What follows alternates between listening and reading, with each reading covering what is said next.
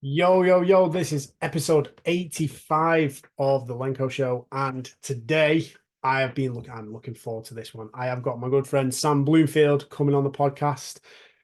We are going to be talking.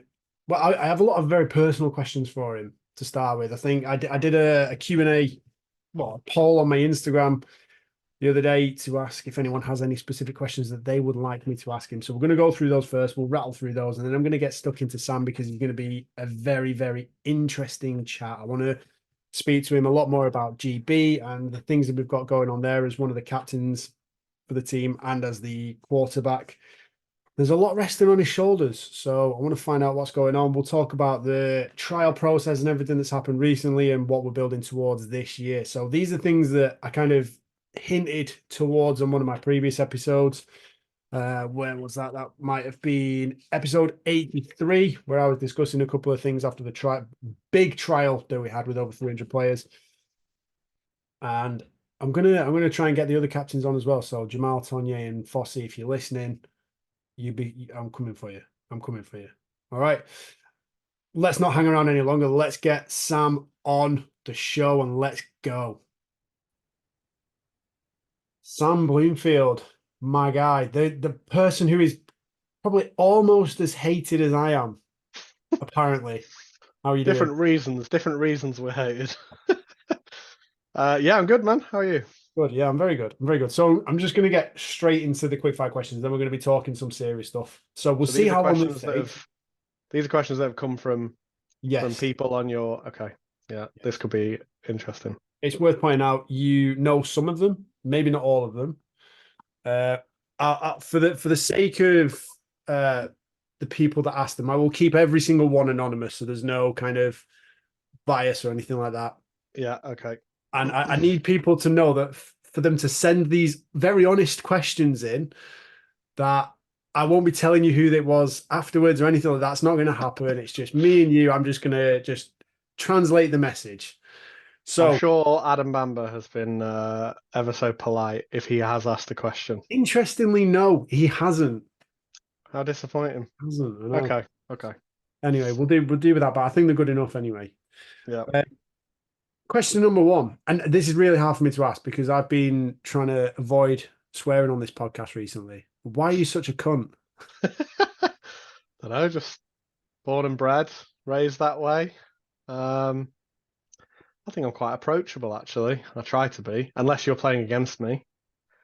I was going to say that. Well, that's kind of the next part of it, isn't it? But what about like? Do you think any of your teammates think you're a cunt? Absolutely, yeah, definitely. You're on a team of 80 plus people. I can't be super duper best friends with everybody. And there's people on the team that I'm not super keen on, but ultimately as long as we all have the same kind of mindset and can just crack on, then I don't care. Yeah, I think it probably helps my case that I spend a lot of time on my own. That's true. And even Yeah. when I'm not on my own, it's me and Aaron hanging out together. He's at one side of the field, I'm at the other. Yeah, So quarterback isn't quite as solitary as your position, and but we do kind of both come together. You know, I come together with the offensive unit, and I bollock them occasionally, and you'll come together with the special teams unit and bollock them. You tend to bollock the whole team a little bit more than I do. do I? I was I was speaking to my partner Amy, and I was saying that I was coming on the podcast tonight, and she was like, Is that angry Lenny? He's the guy who shouts on the sideline." And I was like, "That is the guy who shouts on the sideline." If you take yourself back to the occasional game, don't get me wrong, you're not constantly screaming, but like you'll be vocal on sideline saying we need to get the fucking shit together and stuff like that. Whereas um, I'm a little more stoic, I suppose, even though I might be feeling the same. It's only ever for the benefit of the team, though, right? Like you Yeah, yeah, I'm not. like we don't have to like each other. Like I might hate you. You don't know this. I might be the one asking that question.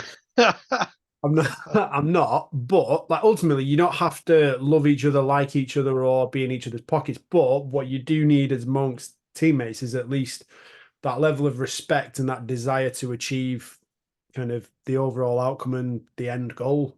Yeah, you need the cohesion, and again, like if I was, let's say, Adam Mamba is a good friend, but let's say that he wasn't, it would be really important that we still have that same understanding of what my role is, what his role is, how we work together as both, in our positional units, how we work together as an offensive unit. As long as we have the same goals, desires, and aims, and we're kind of working collaboratively and kind of cohesively towards that, who cares if we're friends? I don't care. So, kind of rolling on from that, obviously, the next question was going to be: do you know that people don't like you? Obviously, you do. You're aware of the possibilities out of 80 people, 100 people. You're not for everyone. No, of course not. Could have as a could be a quote. Previously, I was described as Marmite, so but I think I've probably calmed down a little bit since Mate, that kind of if you're reputation. Marmite, I dread to think what I am. I don't know, I might like just be dirt. there'll be people on my team that I rub up the wrong way, of course, but there'll be plenty of other people who I play against who don't understand that once the final whistle goes, juice has stopped, and I don't need to be abrasive towards them anymore. But during the game, it's kind of, you know, them or us, do or die. So yeah, of course, I'm aware that people don't like me, and I've got a close knit group of friends. I've got everything around me that I need, so it doesn't that doesn't bother me really. So, and this is you've kind of answered that a little bit already. But if you know that people don't like you, then why not change? I assume make Um, more people like you, make everyone like you. I don't know. well, I would also say to a certain extent, in terms of self-awareness, I don't know what aspects of my personality that people don't like. Um, do they not like that I will call them out if I think they're not doing their job, or if I think they might not like how abrasive I am towards them, or like if I think that an offensive player is not pulling their weight, I don't mind telling them that. I've kind of I try to stay away from defense. That like I'll leave that to the defensive coaches and the defensive guys. I used to try and be a lot more involved, but I've kind of pulled myself away from that now because, well, first and foremost, because the defense is absolutely fucking unbelievable now. Whereas in years prior, um, it perhaps was not quite on the same level as the offense, which I'm sure plenty of the defensive guys would agree with. In fact, I've heard some of them agree with. But why do I not change? I don't know what they don't like, and also I'm pretty content with my friendship group and who I am and what I'm doing in American football right now. Like it's not a popularity contest. I don't believe that I've got anywhere due to nepotism or due to people thinking, oh well, I really like Sam, so I'll have him part of the GB squad. And ultimately, I also look at the fact that I was voted one of the captains for GB, so I can't be that fucking detestable, surely, because people do hold that kind of thing against you. You absolutely would not receive votes for a captaincy if people hated you that much. So it must be people who really know me quite well who hate me instead. I mean, to be fair, like I've got my own thoughts on that particular question anyway. And this goes for anyone that's listening. Like if you know that people don't like you, but if you know yourself and you like or you are who you intend to be and who you want to be, then why the fuck would you change just to please other people?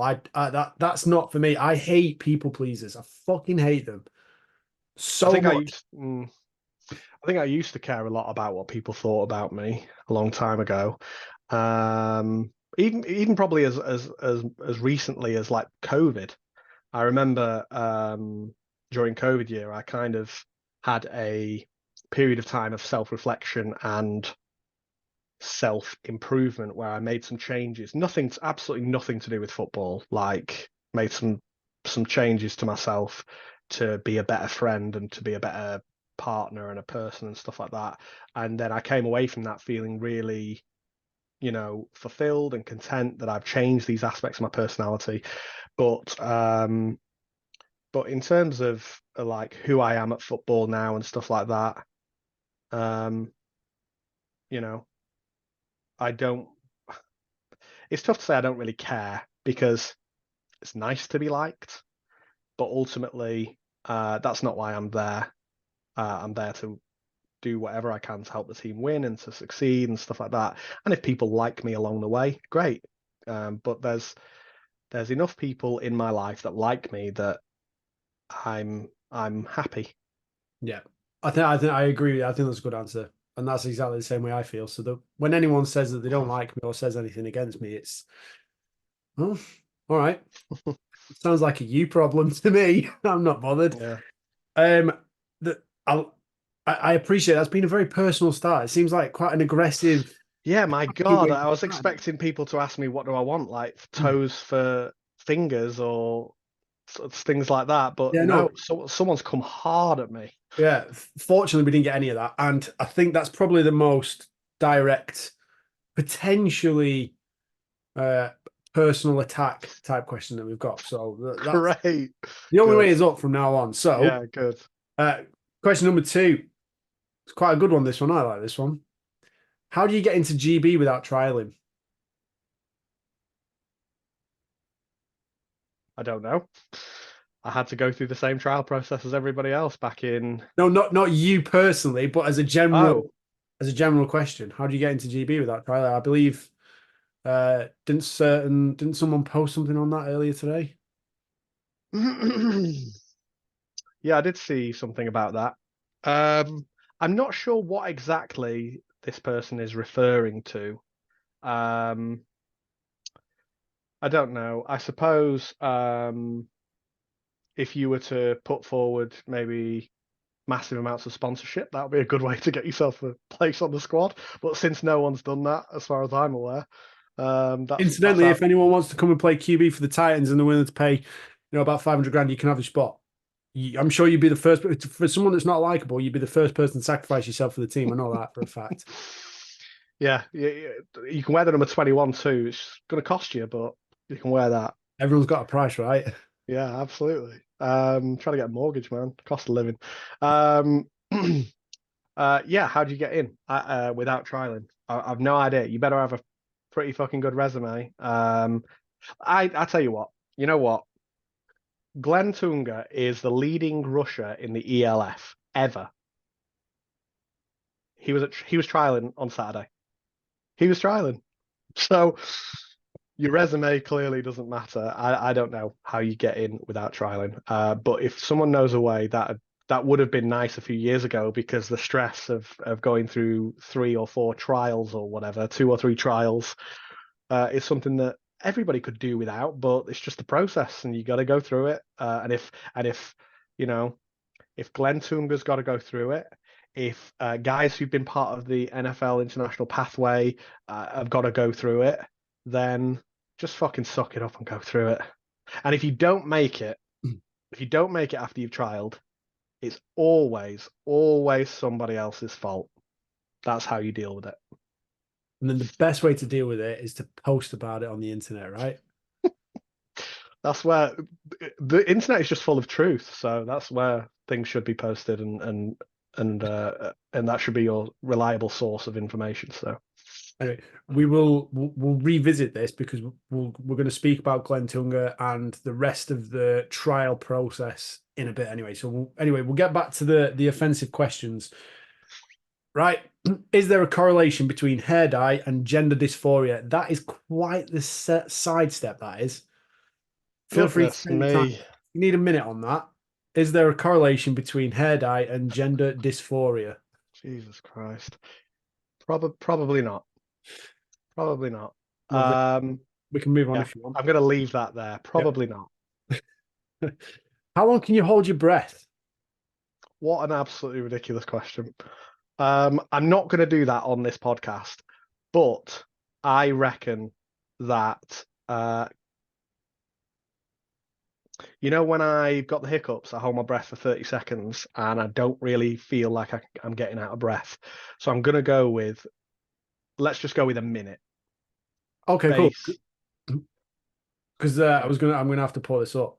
you might have to keep talking for a second. But essentially, the premise for that, because I had to clarify with the person that asked this question, like, what a weird question. Why would you want to ask that?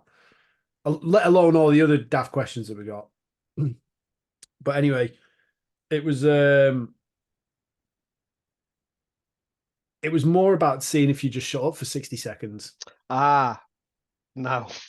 God, I went on a different podcast recently, and they asked me like a question, and I must have gone on about three different tangents and talked for about 5 or 6 minutes straight. And I came off the podcast and messaged the guy afterwards, and I was like, I've only just realized how little you guys talked and how much I talked. It was horrendous. One thing that I have managed to do in terms of football is have some self-awareness with regards to what I'm saying and how much I'm saying. So I try to keep things short now and only speak really when I feel something is necessary to say. But on a podcast, I'm here to talk, so you can look forward to me not shutting up. Mate, this is why I wanted you on. Like, oh, to be fair, all the podcasts I've recorded, there's only ever been a few that have actually hit quite well above beyond what was expected. But the Yeah. vast majority is just people that want to listen to my guests that I bring on. Like, either it's just because people really don't like me, or they just think I just chat shit all the time, so they don't want to listen to me. So the more you talk today, the better. Next one, why sidearm? What's that all about? Wasn't a choice. Back when I played for Is the it, it's like Chorley. it's like a build your own player, isn't it? Where you've got a throwing style. Imagine if they develop this over the next few years, where you can on Madden or whatever, you can select your character, do his height, stature, and then you can go right throwing action, Sidearm, yeah. grenade launcher. Like, yeah, Yeah. why sign on? Well, back when I played for Chorley, in five-a-side like junior contact football, we kind of had an established quarterback, but we also like to run some like special and fun stuff.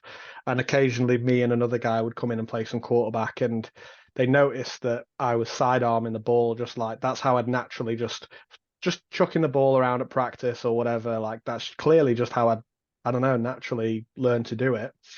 And because I wasn't truly a quarterback, no one ever tried to fix that mechanic until finally when I was playing for the Lancashire Wolverines. This is back in the kind of Premiership days, and I was the backup quarterback.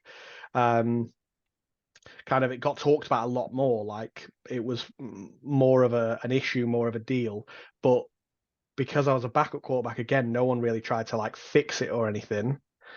And then when I accidentally became quarterback for the Manchester Titans when I moved there, Luke Carlton, the offense coordinator, I think basically decided it's too late to try and fix your mechanics. Like I'm just going to work around it, and so that's basically how it's been. Trust me, if I could have picked to not side on the ball, I would, because um, you know, constant doubt about what I can do because of the sidearm. Some of my favorite quotes that are like disrespectful towards me and my ability to play are just basically about the fact that I sidearm the ball from coaches, not just from people who chatting shit to me in the game or on the sideline or whatever.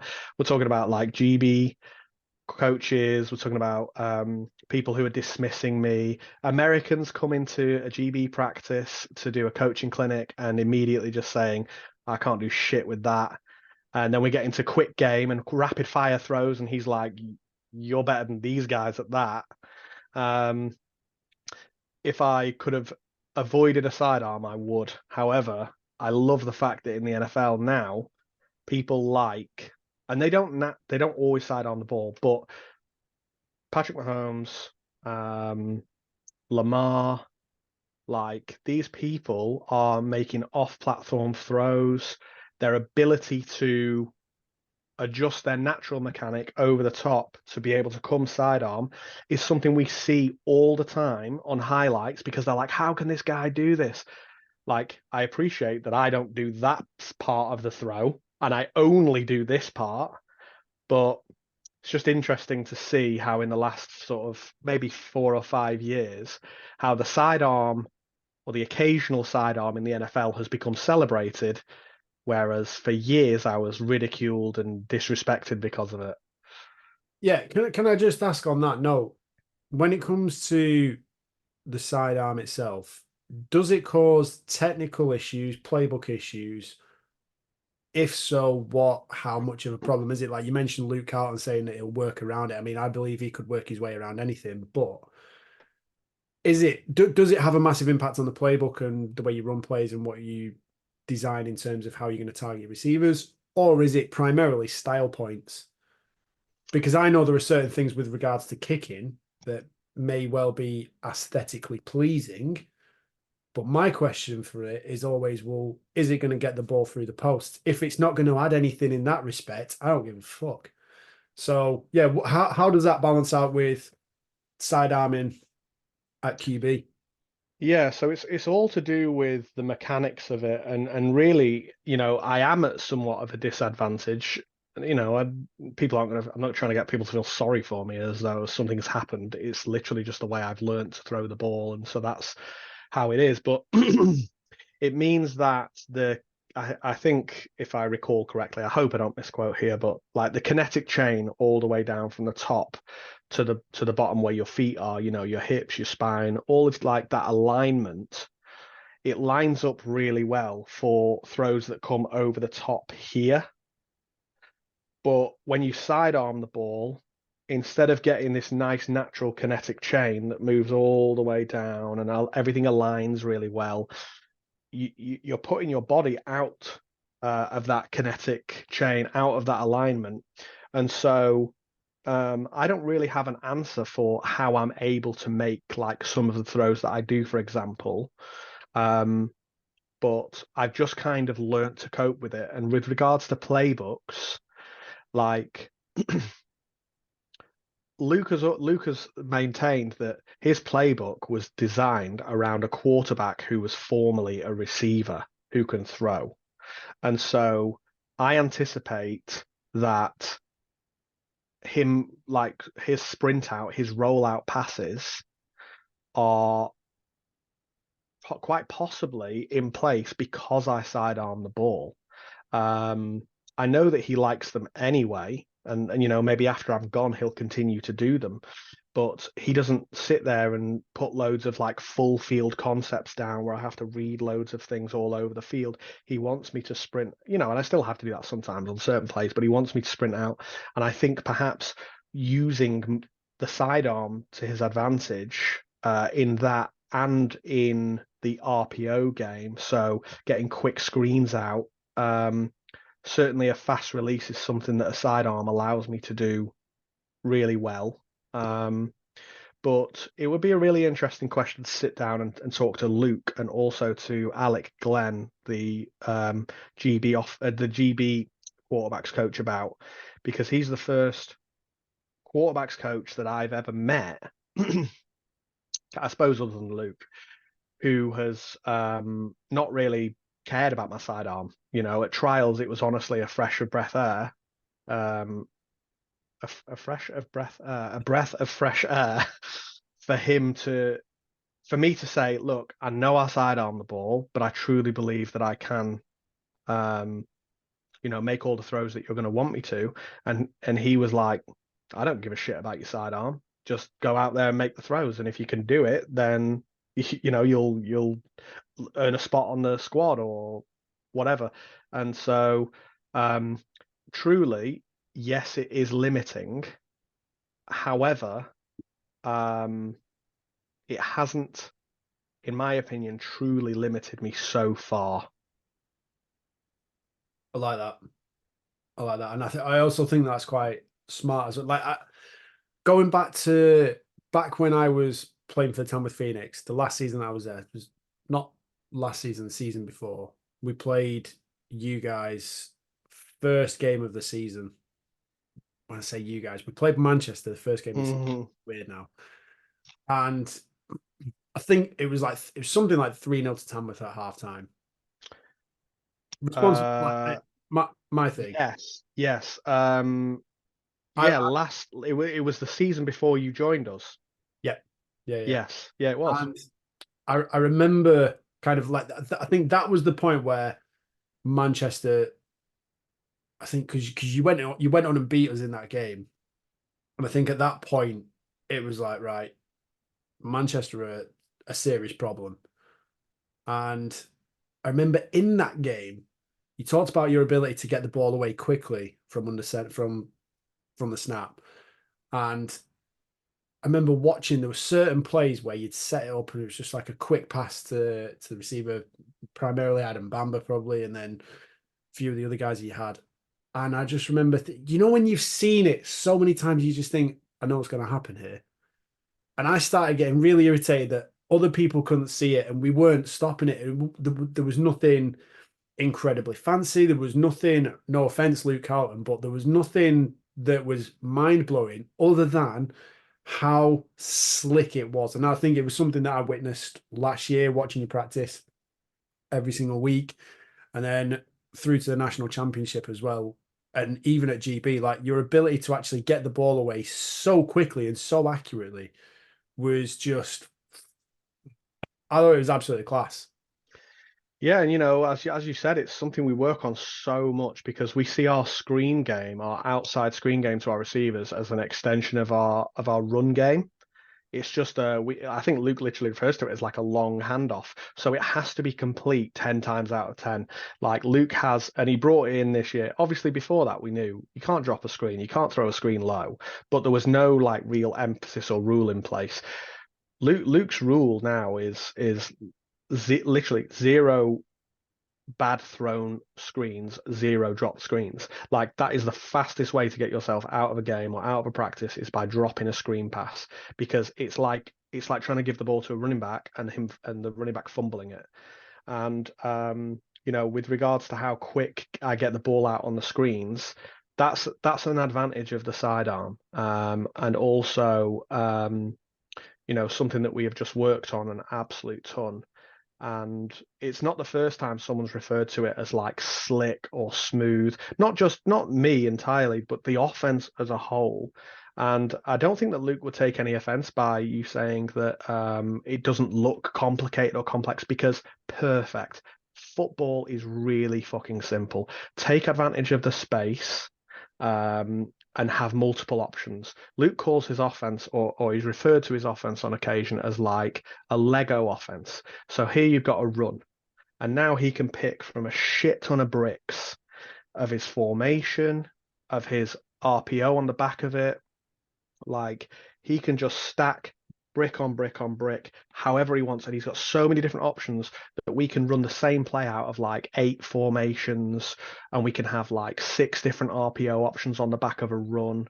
Like, so I think that whilst that sounds complex, and yes, there is an acclimation period to our offense, once you've got it, you probably not only understand our offense in its entirety and how to make it work, but you will have a significantly better understanding of how a defense works too, because that for me is where guys like Adam Bamba, guys like Max Gracie Ainscough, Anoush, and there's plenty of people I'm not naming here, but those guys like they understand defense and how to manipulate space and manipulate players through being part of this offense, being part of GB offense, high complex offenses, things like that.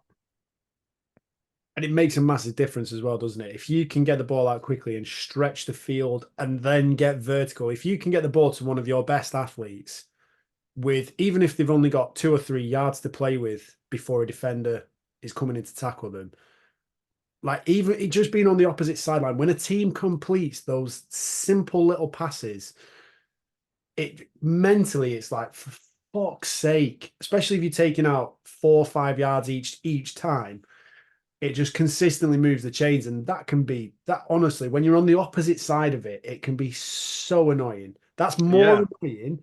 That's more annoying seeing a team do that again and again and again when they get to third down, complete it, 3-4 yards, first down, right, here we go again. That's worse than watching a team just go bang, 60-yard bomb, off you go for a touchdown.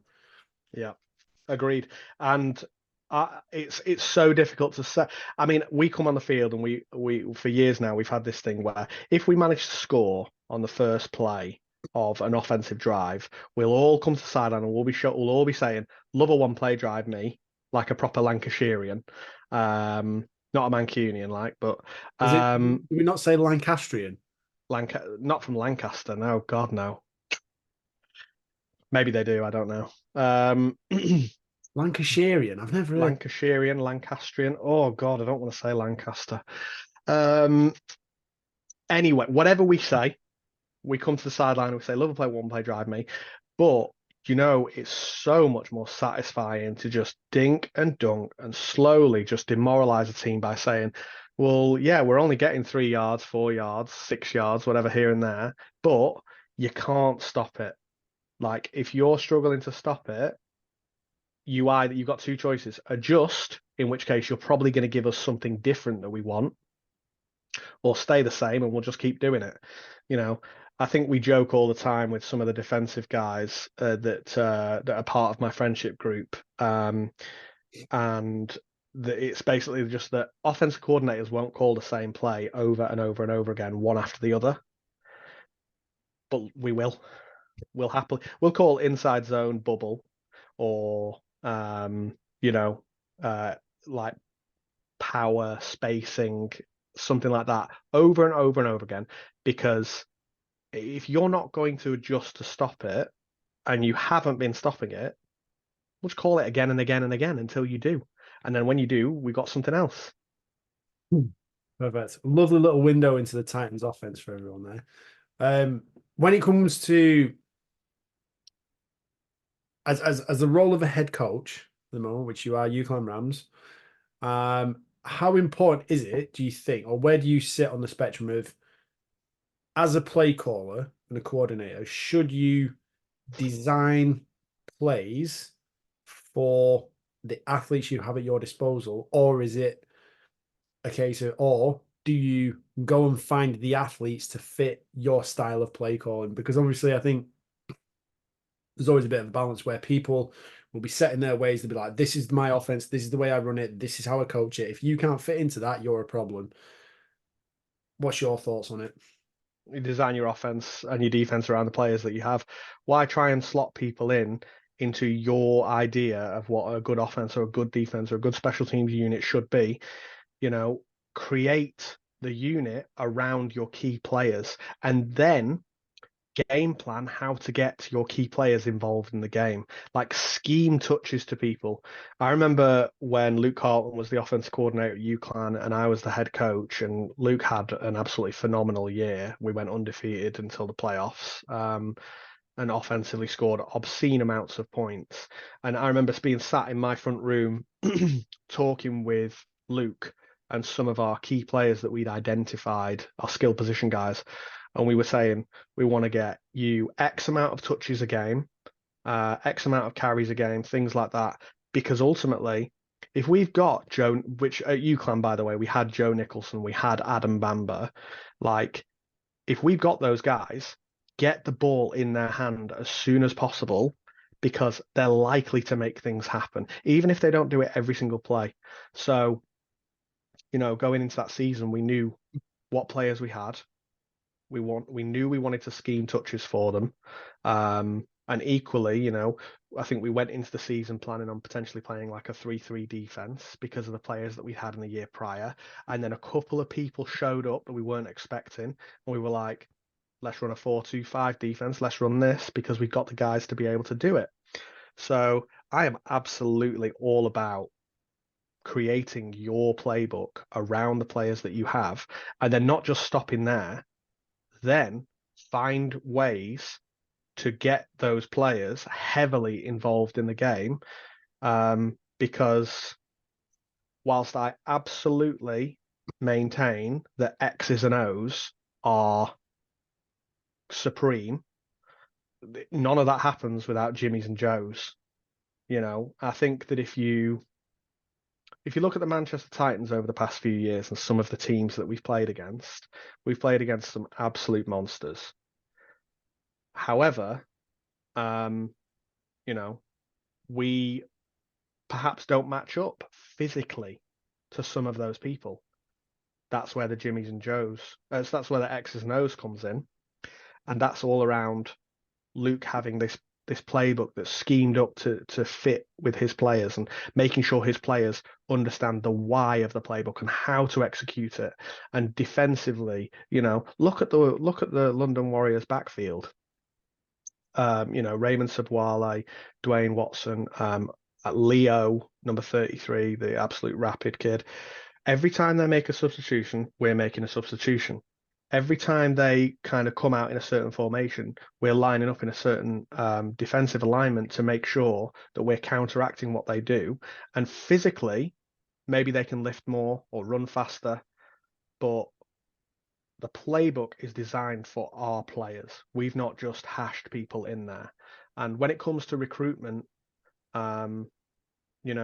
we absolutely target certain people and we make sure that those people fit within our playbook and in our scheme, because we know our offense, we know our defense, we know where our gaps are, we know where we can be strengthened, and ultimately we know where, perhaps some young guys just graduated from GB under-19s and we've seen him play against, France, for example, and we think that guy has crazy athletic ability. If he comes here, we're going to be able to hone that, train that. And if he wants to stay here and fall in love with Manchester and play football here, cool, great. If he wants to use us as a platform to leapfrog onto bigger, better things, make some money, then cool, we'll be part of that journey. We'll get into recruitment a little bit more. Don't you worry, we'll get into that a bit more later. Right, this is a personal one. I didn't ask this. Goodness me. And I feel like it kind of it hits both of us a little bit. But who taught you to hold, and why do you persist in doing it wrong? Initially, no one taught me to hold. I just kind of went up there and kind of thought that I'd put my legs in a certain way and do it this way and that way. And then at a GB practice, I came and held for you, and you were like, put the other leg up. Put your left leg up instead of your right. And I was like, and you explained the why. And I thought, fuck's sake, that's a really good explanation. So I started doing it. And as you know, and honestly, we probably need to spend more time practicing actually, because we had those few sessions where we really tried it. And then after that, it was kind of like the pressure was on with GB games and Titans games and practicing less and less. But I want to get to the point where I'm holding the ball with my left hand instead of my right. But in terms of I think perhaps dexterity, I feel really confident with my right hand, even though there's higher risk of, inconsistency from me for you. But yeah, for the person who asked the question, I have tried and I have made some adjustments, but I'm not a completed, I'm not a Pro Bowl holder just yet. I was going to say, I think I feel personally attacked a little bit when it comes to this as well, because I know we've actually been spending a good amount of time working on this. Like before we went to Italy, it was a good couple of hours, I think, up at UCLan where we got about 4 or 5 hours at UCLan. We were there a while. Hit a couple of hit from 60, I think, something like that. Hit from 60. I was like, just so people are aware, okay, right? Before Lenny came to Manchester, I knew he was, first and foremost, I knew he was a fucking exceptional punter. Like, I knew, and I love the golf swing celebration and stuff like that. Like, I knew it. I didn't know how much difference there was between Lenny and like some other kickers I'd seen that I thought were good. And then we're at UCLan practicing, and he's smashing he's like keep telling me to go back. He's like, let's go a bit further back, and I'm like, we're at the halfway line here, Lenny, of a 100-yard pitch, by the way, not the world famous 80-yard pitch. And you were just smashing 60-yarders, and I was like, what the fuck am I witnessing here? Like, if we correlate this to another position, like this is a quarterback, like throwing, I don't know, like a 60, 70-yard pass. Like that's the equivalent here. And I was just like fucking shook by it. It was ridiculous. Yeah, we worked for 4 or 5 hours on that day. You'd been kicking for maybe 3 hours, and then you were like, "Yeah, sure, let's go kick a 60-yard." I was like, "The fuck am I watching here? Who is this freak?" We had, to be fair, we had a good day that day. We had a lot to work on. I think we spent a bit of time, and I think I put a couple of balls up punting for some of the guys that you got down, and then me, you, and Callum got to work because we knew that we were going to Italy. You were most likely going to be holding, and you wanted to work on that. And for anyone that's listening, like I don't think I can quite explain well enough how important it is to have that relationship between the holder, the long snapper, and the kicker, because it, like we talked about, how important it is for you to be slick getting the ball out to your receivers on the quick screen passes. I when you kick him, if you can be accurate, consistent, and find a rhythm with your holder and your long snapper, that's everything. It makes the kick a million times easier. Mm. And fortunately, Well, let's be honest. You know, the long snapper looks through that looks where you are. Okay. I then make sure they're set. I look at you, make sure you're set. Look back at the long snapper. Long snapper snaps the ball, but they're not looking at you like the whole time that they're snapping it. So they have to have the trust and the faith to get that ball to you. I have to have the trust and the faith in them that they're going to get the ball to where it needs to be. I don't look at you, and you don't look at me. You're watching. Would I be giving something away to tell people what you're watching to go on the snap? nope. No. So you're watching my finger on the ground. And when my finger moves, you set off. I don't look at you after the ball has been snapped. There has to be that relationship there to ensure that we are as smooth and as rhythmic as we can be. And you know what? One of the coolest moments for me is in the GB versus France game. Oh, wait. We'll come to it. Sorry, Okay. I'm going to shut you up a second. So the reason I was saying it, I'm taking it quite personally, because obviously we put a hell of a lot of time into it, put a lot of practice into it. We did a lot last season. We're going to be doing even more this season. And also, for a number one quarterback to be holding is fucking weird as well. So when it comes to the international games, and every quarterback that's in the squad, by the way, is QB1, right? Like you're a quarterback for your club 100% of the time.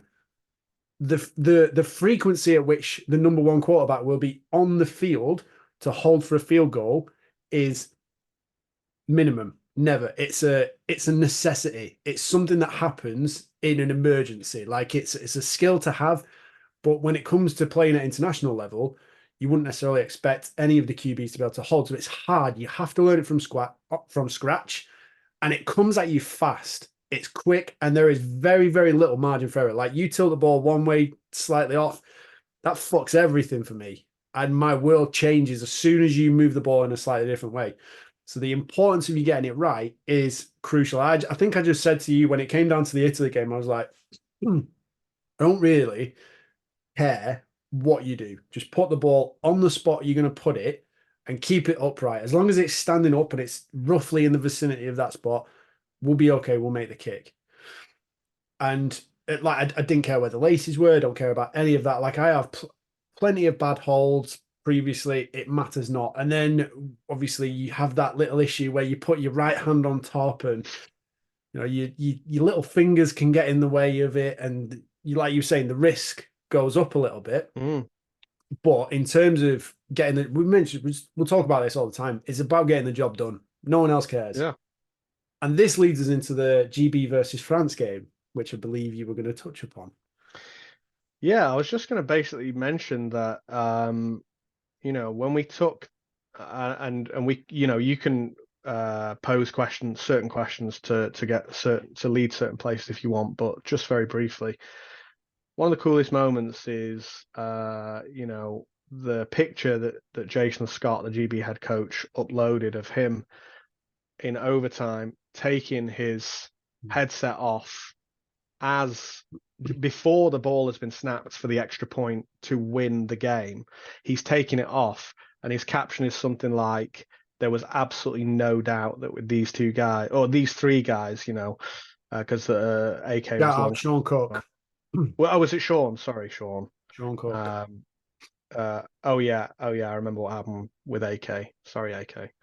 Um, uh, but yeah, we were. It was just a really cool moment. This is my cat that's been sat on my lap this whole time, by the way. Really, come on. Yeah.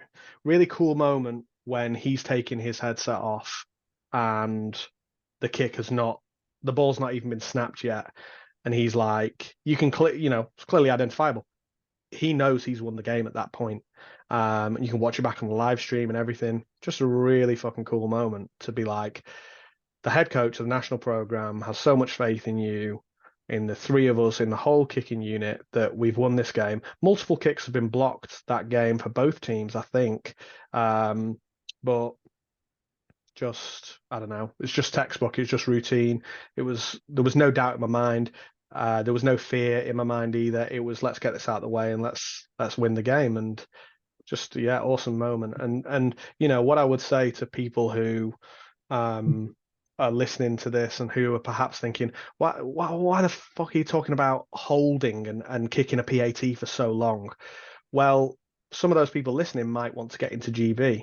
And honestly, do not underestimate how valuable special teams is to your position on the GB squad, because there's guys who have literally made the travel squad for GB in the cycles, that I've been part of because of their special teams ability alone. So to disregard 1/3 of the game or to care less about it, in my opinion, when you're trying to get somewhere, is a bad idea.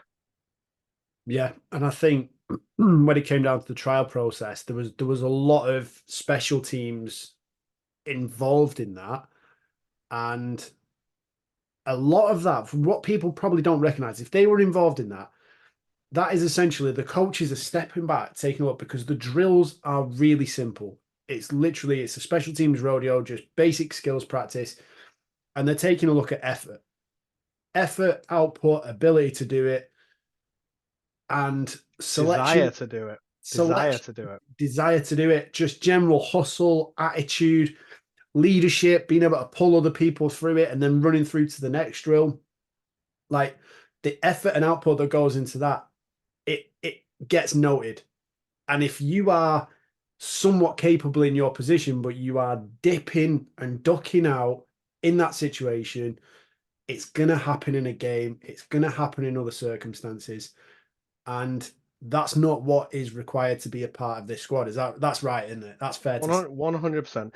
If we're in a very fortunate position where we've been elected as captains, and so we perhaps get to see a little bit more than the average squad member. Mm. We're not privy to all the conversations. We're not in any coaches group chats or anything like that. We don't get like special privileges. We still have to earn our place and all that kind of stuff.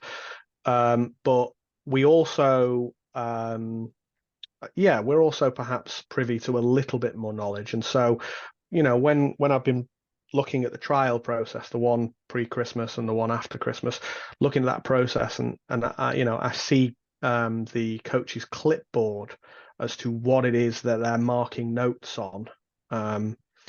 And there's a section entirely where I think it's like 3 or 4 different boxes are all to do with things like effort, attitude, leadership, stuff like that. So to think that, you could show up and physically, athletically do really well, but if you do not give a shit and you're moving with no purpose, and honestly, one of the biggest bugbears that I have is people who are too cool for school and think that they shouldn't be trialing, or think that it's a given that they should be on this team, or I'm really cool guy who I don't really care that I'm here. If I make the squad, cool, but actually probably do actually really care.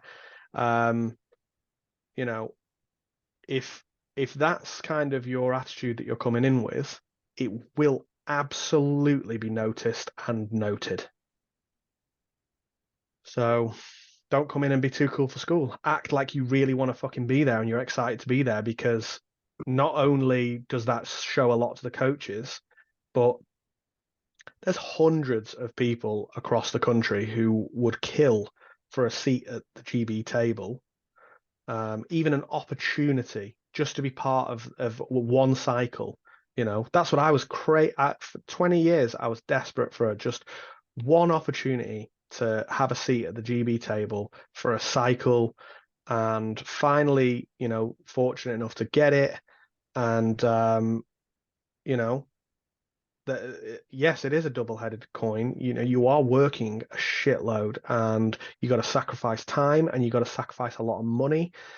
But my God, like it's one of the best things I've ever done in football is be part of this program. And you know, with your loss at Italy and your success against Denmark and your kind of offensive stuttering against France and all the practices in between and all the hardships and the sacrifice, like all in all, though, it's fucking unbelievable. And people forget um how big of a deal it is and how important it is to, I suppose, be grateful for every single time you show up to that place. Yeah, I think that's a great answer. I think for anyone as well that came to the trial, didn't get selected, and didn't put out on the special teams drills, and know that if you know you didn't put out on the special team drills, don't worry about it, because you would have been found out later on this year anyway. Like, you would have quit, you would have tapped out, you would have absolutely binned it off. Because I mean, you can drop in on this yourself as well, but being part of this GB program is not a free ride. It's not an easy ride. It's self-funded. There is a lot of time, a lot of effort, and a lot of energy that you have to put in as a player.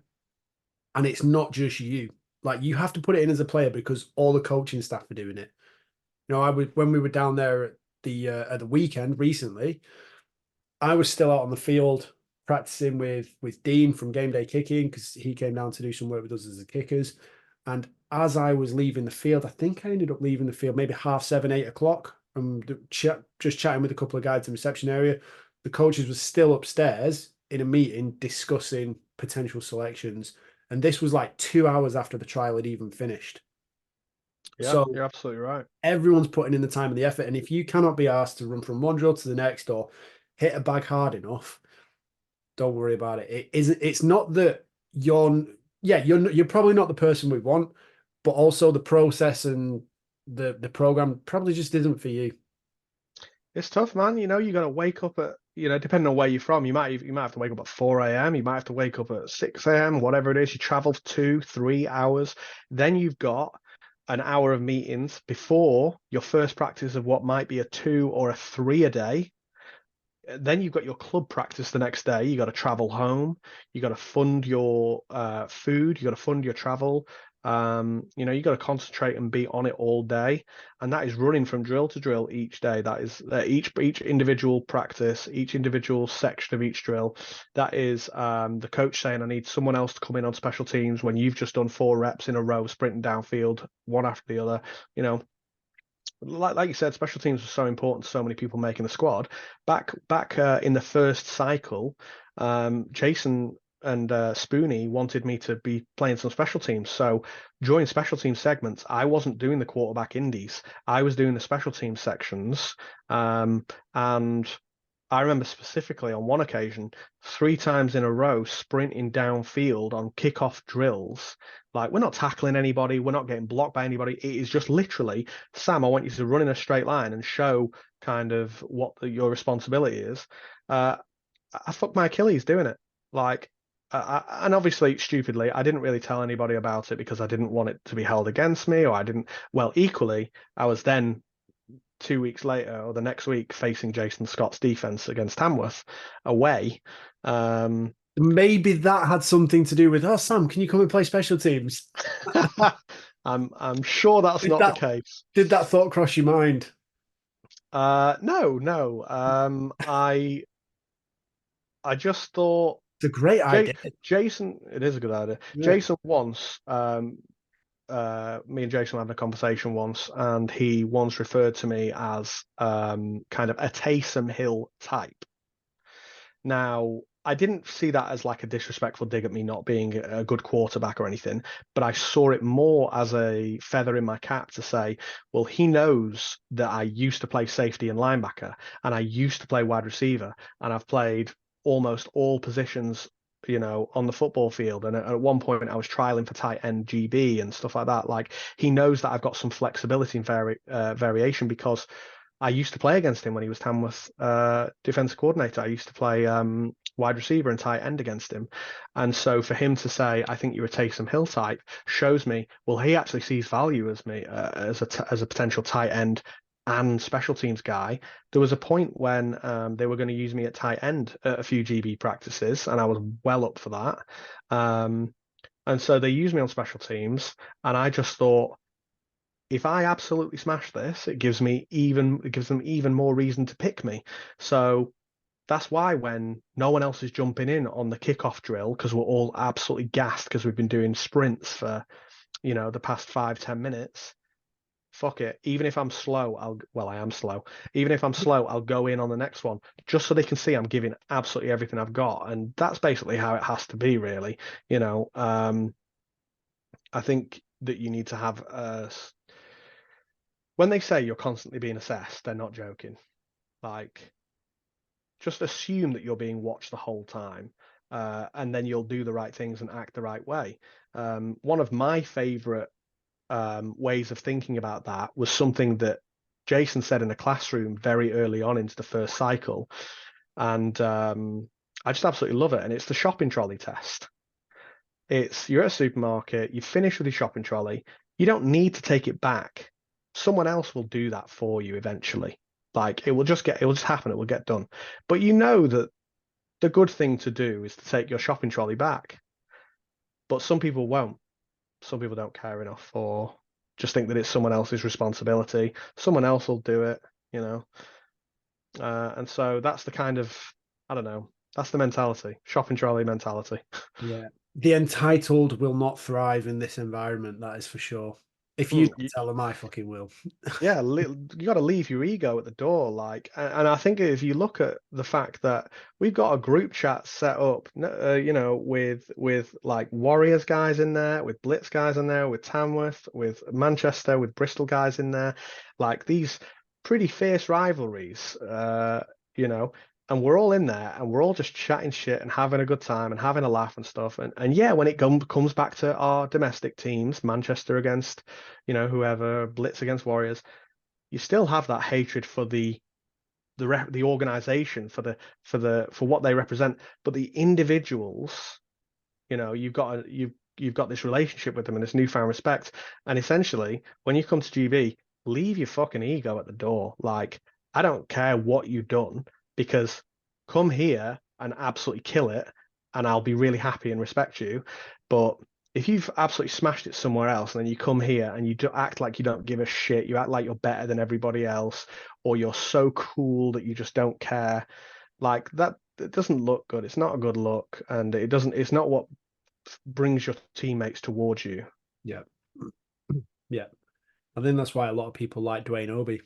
Like, for him to, because I think he came back into the squad before the Denmark game, didn't he? And he was injured, and he came to practice. He didn't get up, he didn't practice, but he was there to be around the group. And I think he'd probably already made the decision in his head that he probably wasn't necessarily fit enough to take part, I guess. And then he made the decision that, essentially the guys that were practicing were the ones that should be playing, and it wasn't something that was essential for him at the time. So he kind of bowed out and took himself out of the squad from that point. Yeah. But to still turn up, still put the effort in, still be around the group and contribute, being that kind of person goes a hell of a long way. And like I say, I think it certainly doesn't make your teammates think less of you. If anything, you just go through the roof again. And like I say, be like, I know I've always talked about like fuck being humble, but be have a sense of humility. I'm so confident we can find a different word instead of Yeah. saying be humble. But you're right, I bet that 90% of the squad have no idea that every practice Chris Winrow attends, he's flown from Spain the night before Yeah. and he flies back the day after. So he can go back to his, you and I, we travel, 3, 4 hours or whatever it is total. And we got to go back to our domestic team and our job the following day. And it's really tiring. You got guys who are making massive sacrifices. There'll be more guys who've played in Europe, or guys who are like Struan and Andrew and Fraser and Bapty and the coaches like Triangle, Spoonie. Those guys are traveling down from Scotland. You've got guys who are down in probably like Portsmouth way or something like that. Like enormous sacrifices that no one talks about. Like it's amazing that you're making these sacrifices, but that's the cost. And if you're willing to make that sacrifice, good things will probably happen to you. If you come to the table and you're banging on about it, then people might think, it's like when people give to charity and then post about it. They have to let you know they've given to charity. That Oh, let me go. Hold on. I'm just going to help this homeless man. Before I do, can I just give you my phone? You just mind filming this for me for a yeah, second? I'm going to go yeah. on. And I think that yeah, exactly. I don't know. Maybe some people don't have the thing in the back of their brain that says you've not done that sincerely. But guys like Chris Winrow and the Scottish and the very, very southern guys making those sacrifices on a monthly basis, it costs me and you enough to get to and from practice. You got guys flying. And Chris Winrow doesn't miss practices either. He's there every practice. And yeah, like there's no egos. There's no egos and there's no ducks. And No. if you're a duck, you're gone. As someone who's been sat in the room when they've been having discussions about who they might select, if a name comes up and you have acted in a way that is not beneficial to this team, or not, or just in general not respectful towards people or others, the coaches don't say a whole lot. They quack. They literally quack. I've heard them sit there quack, and it's funny. It is really funny, and I enjoy it. But there's also a message behind that. It's, what do you think of this guy? Whack, whack, whack, whack, whack. Okay, there's our answer.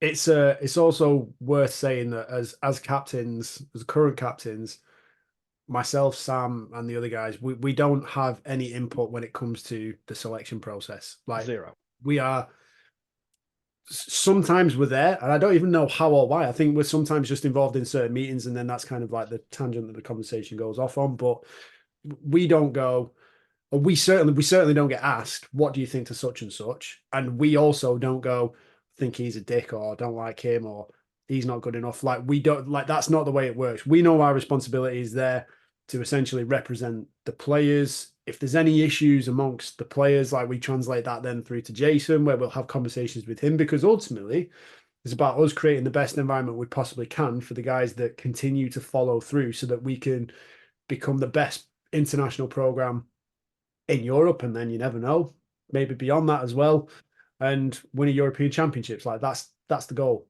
Like it's not about us, it's not about any individual people, it's about something much bigger than that. When it comes to that goal, obviously we played France last year, Yeah, right? You already mentioned it was a bit of it was a tough game for the offer. It was a horrible day. It was a yeah, it was disgusting day. rough. I hated it, and it was in the Midlands. So do you get anything other? But not a nice day. You mentioned about the offense struggling. Just talk us through that game because, and I think it must be quite difficult for you because being a quarterback and a captain of the team, and then not necessarily driving the offense every step of the way. You still had a massive impact on that game, but talk us through that kind of. Well, you can go through the situation as a whole of you being captain. Obviously, that's starting in Italy and then not necessarily starting the game, not playing as the quarterback, and then same thing in France, but then through the rest of that game. Do you want to dip into that a bit? Yeah, so I don't want to say anything that's gonna bring any bad news my way. But what I would say was being made captain before Italy was absolutely unbelievable. Like, I was completely blindsided by it. Do I think that I have some good leadership skills and qualities? Yes. But I've never really looked at myself and thought, oh, people are so inspired by me and stuff like that. I find that a very unusual perspective of myself, because to me, I'm just, I don't know, I'm just me. Like, and I don't see myself as this inspiring figure. And that might not be why people voted me as captain either, honestly. I'm not saying that that's the case and that's what's in the back of my mind, but, you know, to be voted by the players as the offense captain was quite possibly the largest moment, the greatest accolade of my career to date. And then to not end up getting the start against Italy, it was a big blow. And I tried my best. I have no idea if I came across in a different way to what I hope I came across. I was a bit ill that weekend anyway, but I tried to just basically switch my mind frame to I need to support the team and Josh Alzebrook as much as I possibly can. And I hope that's how I came across. That's not how I was feeling, of course, but I think one of those leadership qualities that I perhaps do possess is to be able to compartmentalize that for at least a short amount of time and put that to one side, and to understand that this is not beneficial to the team for me to mope, me to be unhappy, or to ask questions that aren't necessary to ask at this point or ever, you know. And ultimately, my job now is to serve the offense and serve Josh in the same way. Well, not in the same way, in a different way, but in the same respect that I would if I was starting. So I came away from kind of Italy, obviously disappointed that we lost, and disappointed that I felt like, you know, I had no impact on the game, at least no positive impact, as I'm sure many of us felt. But what Italy did for me is it allowed me to relax into that role and to understand that Josh is an incredibly talented quarterback. There's a reason he's at an American college right now at his age. There's a reason that he was the youngest quarterback to start in a Great Britain adult men's game. And so I have nothing negative to say towards Josh or to say towards the coach's selection of Josh. Italy that disappointment allowed me to come away and to say, as it stands right now, Josh is their guy. And I now need to do my job of making sure that I'm ready and I'm prepared in case either Josh isn't good to go for whatever reason or picks up an injury. They decide they want a change of pace for whatever reason, or for any other reasons that might occur. I need to make sure that I'm prepared and I'm ready. But equally, it was important, a switch in mentality for me to understand that this is okay. It's not what I want, but it's okay. And it's still insane to be here and to have a seat at the table and to be eating with these people and to be out there with the vote of confidence from my coaches and my teammates to both lead and play if necessary. And my number wasn't called in the way that I obviously wanted it to be, but my number was called in a couple of occasions that had, you know, significant impact on the game. And that was really fucking awesome to be part of. And, you know, I don't look back, having, you know, I'm skipping ahead here, but having gotten a start for GB now and scored touchdowns and got a win and felt that, I don't look back on the France game and think that it pales in comparison. Like, I look back on the France game still with enormous fondness and pride that I just, again, to me, just regular me, had such an impact on such an important game for our team and what is essentially, our country. And I think that elation that I felt after the game of winning was sincere, and there was nothing directed towards, I'm still not starting. My impact only came as a holder or as someone pretending to, snap and stuff like that. I'm going to say that false start that we got against France, like in the moment, to be fair, I actually think that borderline put us in position to win the game, because that was the point where we were about the halfway line. We were thinking about going for a long field goal. We had the conditions and the potential to do it, and we thought, well, I think there was still about 4 or 5, maybe 5 minutes left on the clock in the fourth quarter. Possibly even a little bit more, honestly. There was certainly some decent time left. Yeah, and I think the situation for calling that, right, let's get them to fucking jump, it was perfect. It was tailor made for it. And then, like, I remember, I think the discipline from the entirety of the offensive line, everyone across the line of scrimmage, and then just the ability to get them to jump all over us, like that was a massive lift at a moment where, no thanks to the referees, we could have won that game 3-0. It just felt like an enormous moment.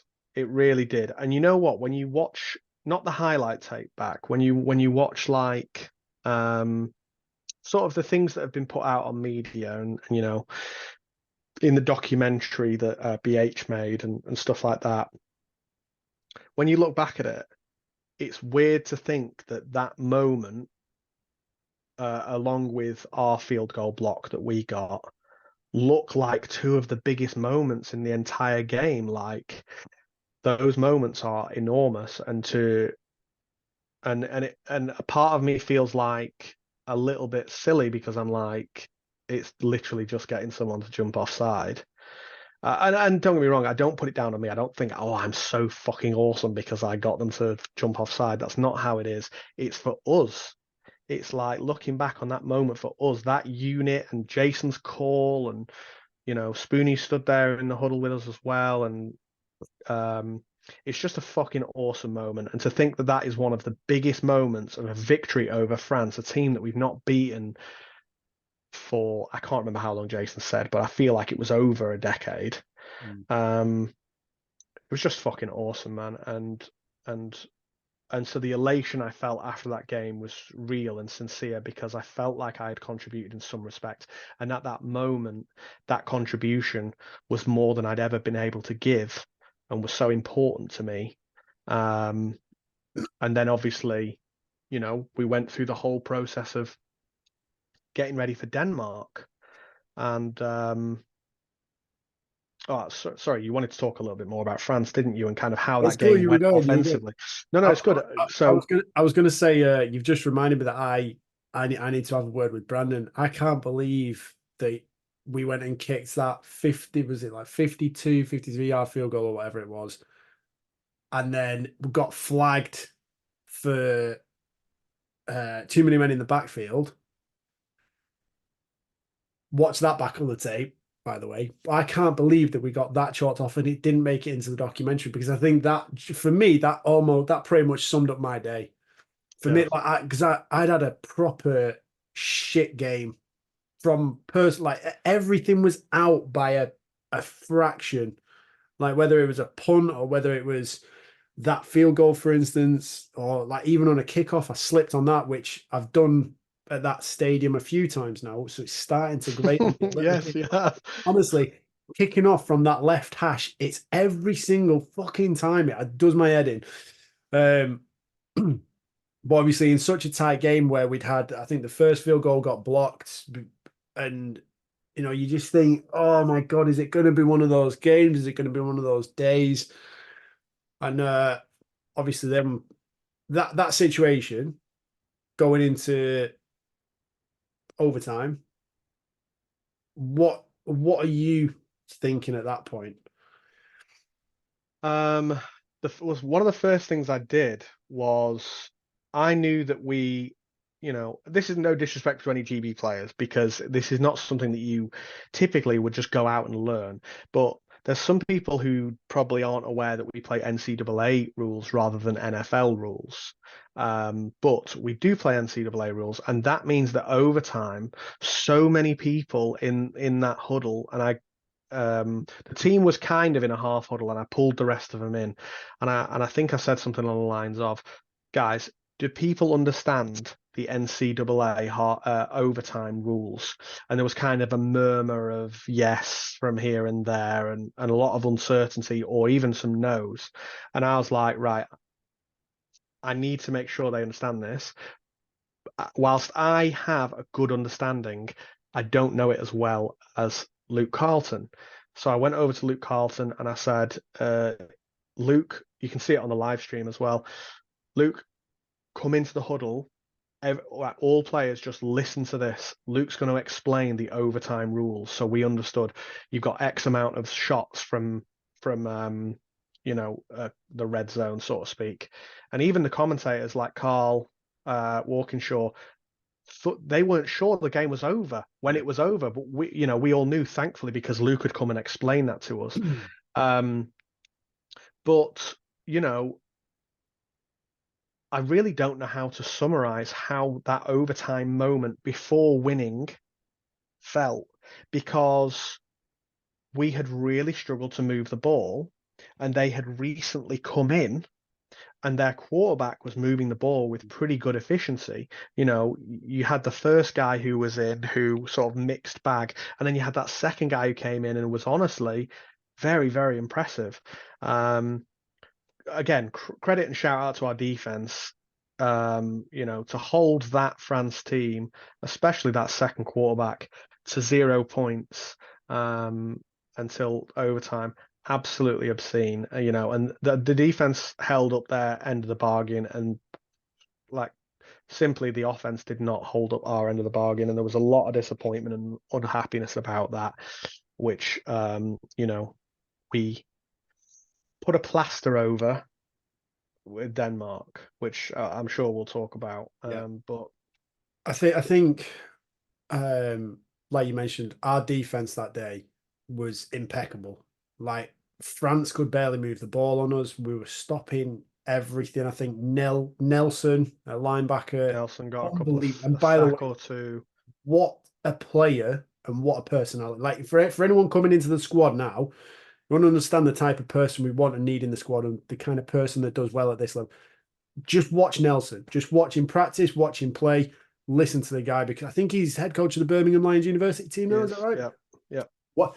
I mean, I played with him for quite a long time at Tamworth, and what a guy, what a player. Like, he is an absolute tank at linebacker as well. He doesn't have a captaincy role, but he's one of the first guys. Let me rephrase that, actually. He doesn't speak a whole lot, at least not particularly loud or in large groups. However, I remember multiple times, twice I think, where he has spoken up and they essentially tried to get us to pull our fucking pants up, not just the offense, but the whole team. And he doesn't say anything that doesn't need to be said. He speaks impeccably. He's incredibly intelligent, and he says all the right things, and he doesn't say more or less than he needs to. He just says exactly what it is. And you know what? That is a perfect example of the type of person you're looking for, because he speaks softly and carries a big sword. He's not going to tell you all the shit he's about to do or how great he is. He shows up, he works his arse off, he says no more than he needs to. He has leadership qualities and skills. He's a good teammate, and he delivers on the field. He's a head coach, and I think that if you look at our squad and how many people have been part of our squad recently, look at how many people are involved in coaching in some capacity. People who have that within them to say, I'm going to give back. I'm going to try and make other people better. I'm going to be selfless and do this.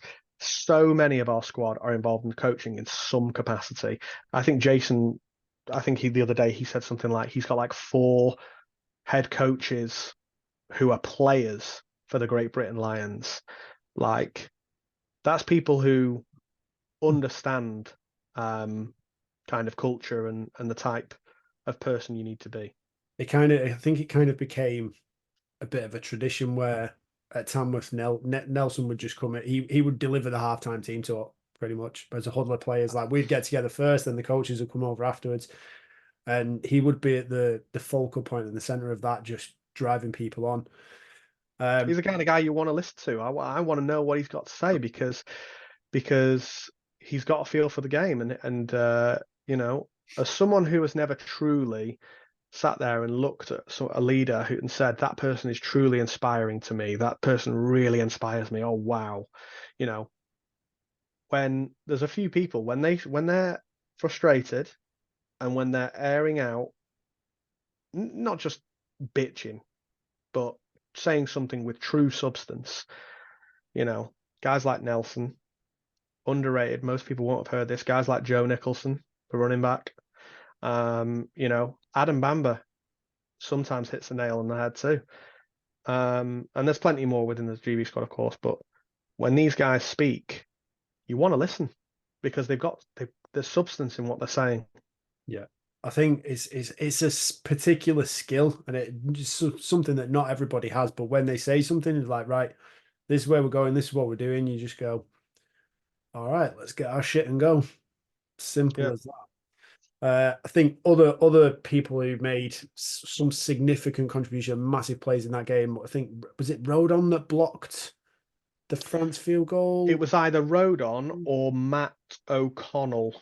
I can't remember. I think I remember seeing. Yeah, it was an Combination unbelievable play. pair of them. I mean, I suppose we could go through every single player on the defense for that day, couldn't we? Because I mean, to concede 0 points against one of Europe's top teams is big shout out, Duncan.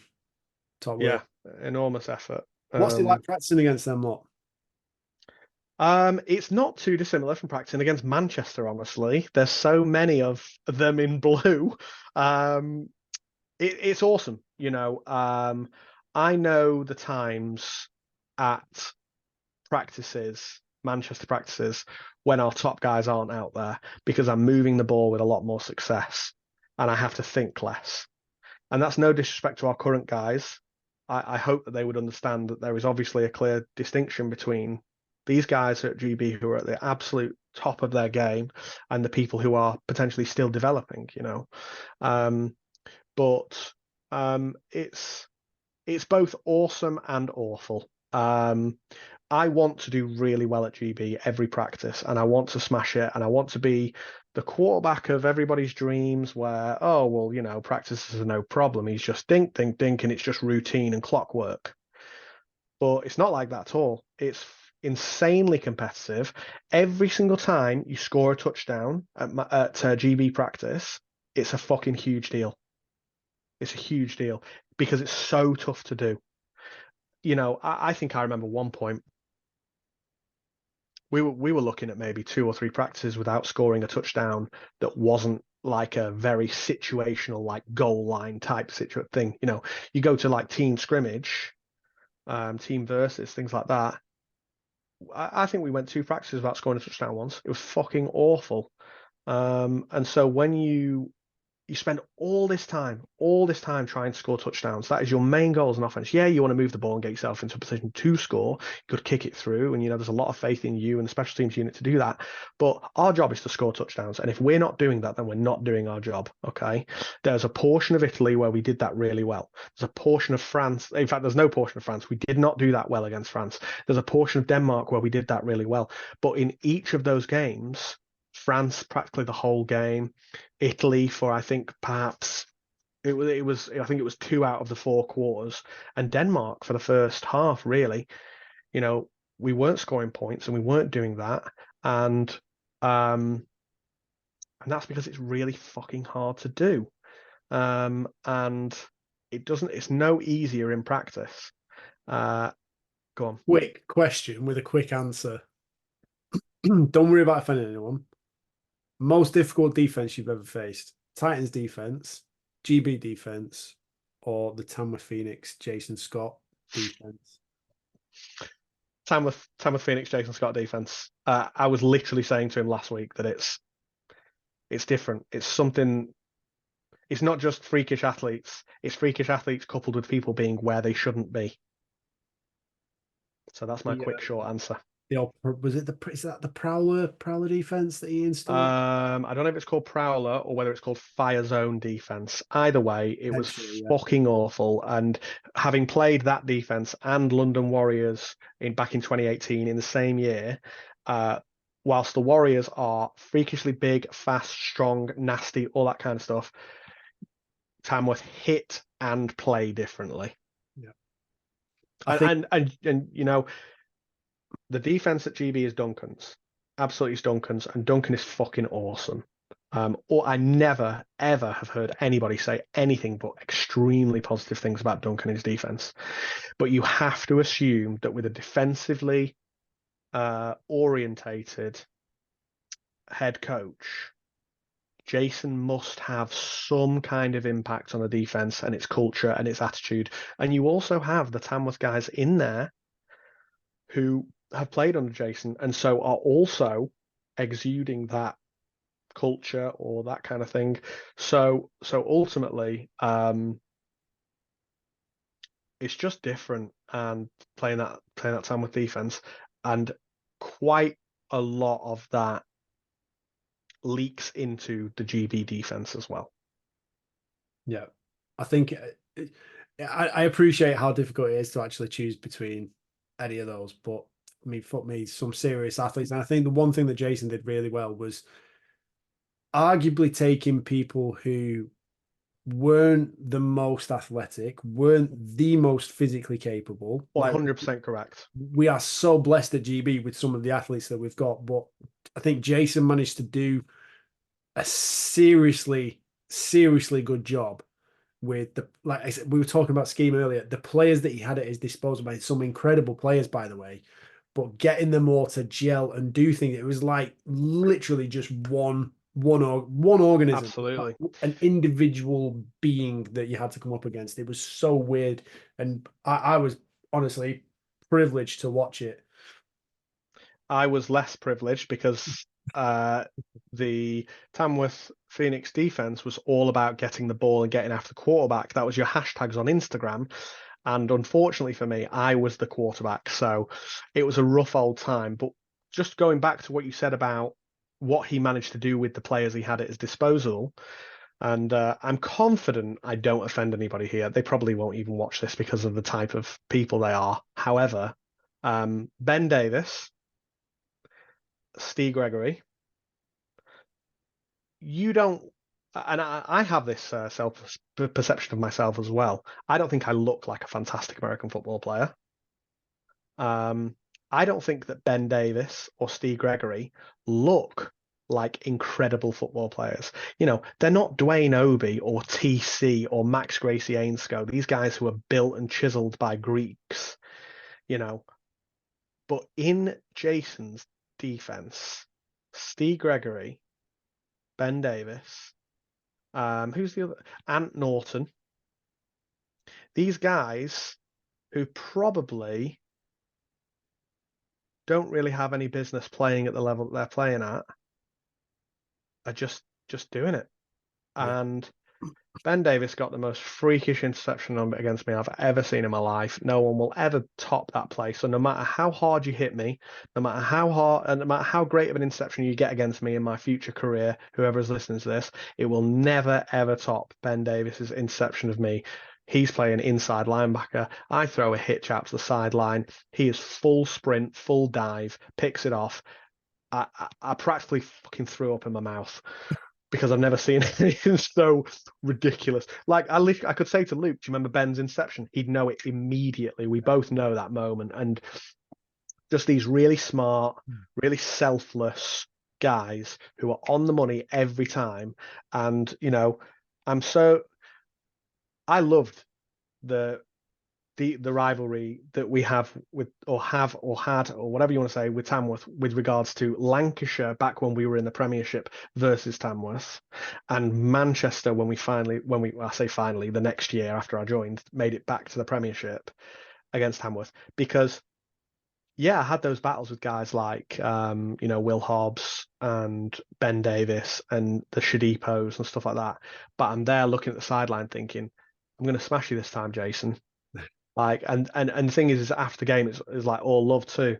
Um, but we had that background and that rivalry, and I'm looking at guys like Ben, and I'm thinking, how are you able to do this? How are you causing so many problems for me? And it's just the buy-in, man. We literally used to refer to it as the cult of Tamworth, and I'm sure there's people on the outside looking in on Manchester who might have similar feelings, like the cult of Manchester type feelings. But the cult of Tamworth back then was just insane, and because of that positive rivalry feeling I have towards them of because thank God that I had that rivalry in my career. Tom Brady versus Peyton Manning. Thank God they had that rivalry. It made their careers exceptional. I look back on that rivalry and I'm thinking, I am glad that Tamworth won. Like, I am glad that Tamworth got that championship because, first and foremost, it made it possible for us in our minds to do it. Tamworth did it. We can do it. We've just got to get to that level. And equally, there's so many guys, good people on that team who deserve a championship, really. So I'm glad they got there, but I'm also now glad that we've surpassed them. Oh, I'm so glad that that doesn't hurt me. Um, Yeah. I think again, I've got to top up your little shout out to Ben Davis because what you said about him, you're spot on. Like stature wise, he's not the biggest guy. You look at him, you think, well, you're a linebacker, really? And I remember probably there was one training camp with Tampa Phoenix where he was doing some drills, and for some reason I was involved in it. It was some sort of it was a tackling drill, and I just remember I went up against him, and I thought that'd be all right. It's Ben. Oh, I was like, ooh. It shocked me a little bit. I was like, where the fuck did that come from? And then in through the rotations of it, I saw him go up against someone else, and from watching the drills, when you hear people go into contact and there's like the bit of the muffled Clatter. like no, that first off like the muffled kind of like hit, and you think yeah, there's not much in that. And then when Right. you heard him do it, the sound of it, that pop that That you get popping with off people, yeah. like, and he the thing was he's got everything nailed down: body position, timing, and just it's the difference of watching someone who's relatively fresh, rookie, has learned the skills, he's putting into place, versus someone that's got all that and has got years of experience to just go and deliver that pop. And also when it comes to his interceptions, I mean, maybe the one against you might be his best on camera. Oh, I know of one that is probably more of a highlight for him. Again, like the one that he scored to essentially win the Brit Ball final. Oh, he Like absolutely was to win the Britwell final. That, that, yeah, definitely. that again is an example of basically Jason going, right, they're going to do this. You're going to show them this. You're going to do that. He's going to give you the ball. Okay. Yeah. And it happened. And you're like, People will never understand what it was like to play that defense, to have a cornerback, uh, you know, show you that he's going to be in one place, and then when you receive the ball and look back, he's somewhere completely different, somewhere where cornerback shouldn't be, or somewhere where inside linebacker shouldn't be. And you got your D line roaming around, no one's in a 3-point stance or a 4-point stance. And it was just obscene. And guys like Ben were clearly at the heart of that because um, it was just selfless play and incredible efficiency, knowing exactly what he's supposed to do. Because as you said, Ben's not big, Ben's not strong, Ben's not fast. I don't think that Ben is particularly agile. I don't think he has great hands, but it's he's easy a to see why people don't like you now. What I'm gonna do, right, is clip this bit, just that and just little. send that to Ben's him. not this, Ben's not that, and I'm gonna post that. There you go. This is why we'll just add it to the list of reasons why people don't like you. I know you hate editing, so I know that's not going to happen, fortunately. but he played like he was elite in every one of those attributes and factors. He played so fast for a guy that I didn't think, because I remember playing against him when I was a receiver. I didn't think he was that fast because I was always slow. But I don't know. He's so smart, so in tune with the defense, what everybody else is doing, and so therefore he's in his place where he's supposed to be with incredible efficiency, speed, and obviously a secure tackler, and then guys like Steve Gregory and things like that were just even Al Jarvis. I'm just naming GB coaches now. I'm not trying to get credit here. I'm just trying to think of those guys that weren't incredible athletes. So I see Will Hobbs as a very, very good athlete. I see Dan Shadipo as a very, very good athlete. And so they're guys that I'm trying to avoid because, of course, those guys succeed in this defense because they're incredible athletes. But guys who I don't consider to be your textbook chiseled by a Greek god or incredibly blessed with speed or agility or strength or whatever it is, athletes, those are the guys that I'm like really impressed by because I'm like, how were you able to do that? I find it really impressive. Yeah. And I think the other thing with Ben was that he also held. He was also yeah, he did. Yeah. And he's also a very, very good long snapper too. Right. So he could do pretty much everything. Again, Must be why he's so heavily involved in special teams at GB honestly, now. If you're playing the game in the UK right now, go and learn those skills. Go 100%. Stock. Absolutely. You've got I know a couple of people who've gone on to trial for either GB or for Northern or Southern All-Stars and things like that. People have made squads because they can long snap. Not exclusively for that, but if there's a player who you are somewhat similar skill level as in a similar position, I'm going to get rid of my cat. Do it in a humane manner, okay? Not permanently. I just going to stay down here. If special teams is the great is the great decider really.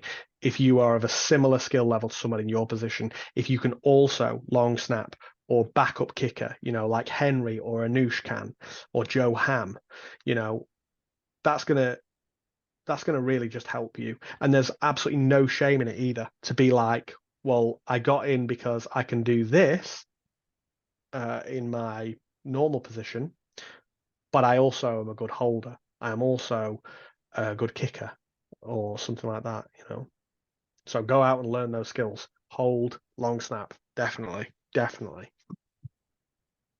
Going back to the France game. Yeah. Overtime, 0-0. We've worked out the rules. Mm-hmm. France go and score. What are you thinking? I'm thinking that we need to make sure that we are very, very careful with this. Now, to say that we have somewhat struggled with offensive production in the red zone, I think would be fair.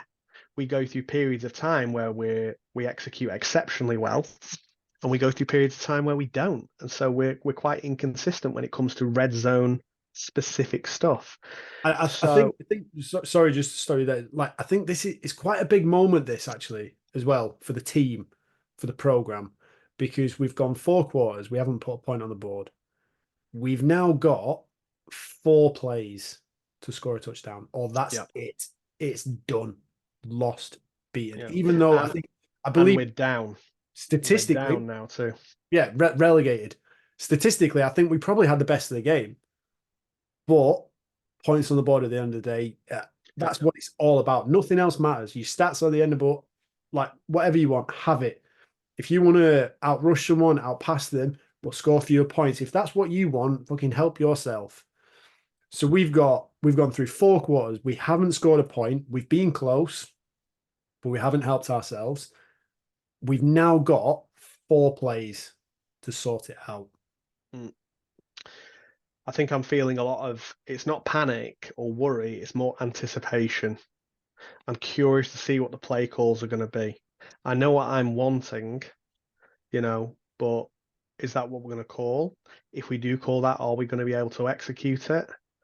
And ultimately, again, not having control in that situation by being quarterback is a really tough moment too, because Josh is in there and Josh is obviously incredibly capable of doing it, of winning the game and scoring.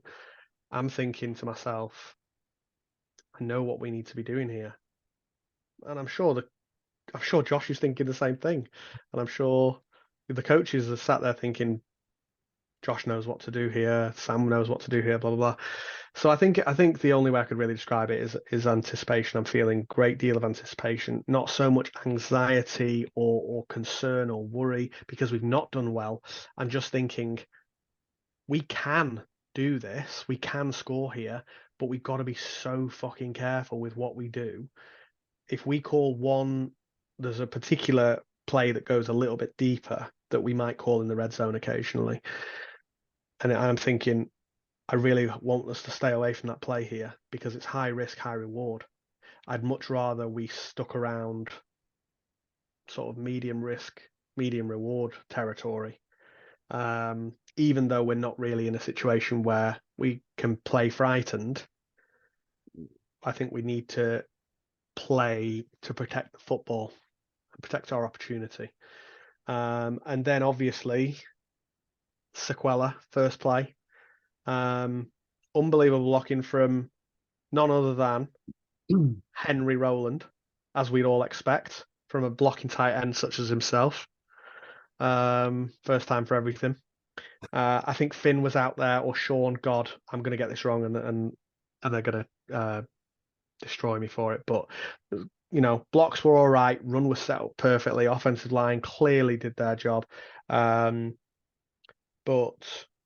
and then obviously elation, because we got to actually before elation, we had to go on and kick the extra point, but there wasn't really any concern from me. I just forget about the crowd. I look straight forward, and I think you've done this tons of times, and then I just do the kick. The whole process of it all.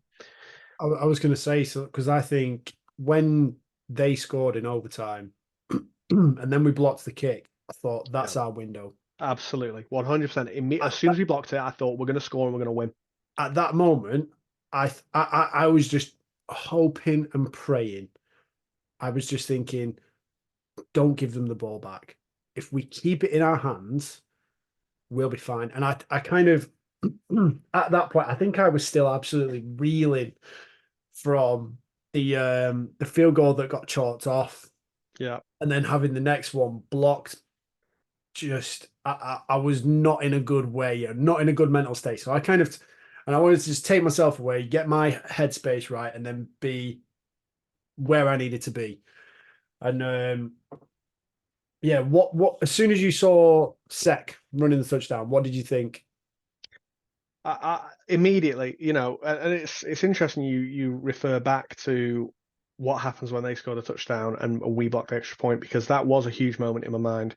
I still had that anticipation and that curiosity as to what we were going to call and kind of the anticipation of how we were going to try and attack them when we were in overtime. But when we blocked that PAT, I thought we're going to win this fucking game. And that's such a bizarre feeling because that's not a normal feeling for me to get. But I remember specifically sitting there thinking, that's it. We just needed that. And the defense have once again given us exactly what we needed. And then we score. And I'm thinking, I think one of my first thoughts is get the moment out of your head. Remove the moment. And I think that, I referred earlier to a leadership quality or a good quality to possess, perhaps, being to be able to compartmentalize when Josh got the start in Italy against me, over me, sorry, and I was, really devastated by that, compartmentalize that, deal with that at a later time. Now I need to serve the team. I think that I was able to, and the same with playing for Manchester in the national finals, compartmentalize the moment, forget about the moment, and just do what needs to be done, almost robotic. I think there's times specifically in the national final when the camera is a little closer to me, the quarterback, and perhaps the running back, and I feel like the whole game, whether when the camera's on me or even when I'm on the sideline, the whole game, there's no real emotion. Yes, of course you can see me screaming and shouting, but that's juice. That's by design. That's part of the job. But even after we score every touchdown, you'll see me come off the field and either jump up with Luke Carlton or we'll have a little kind of hug or whatever it is. If the camera was on my face, there'd be nothing, because I'm sat there thinking, I need to do this job. I need to get it all over with. And then afterwards, I can have the human emotions.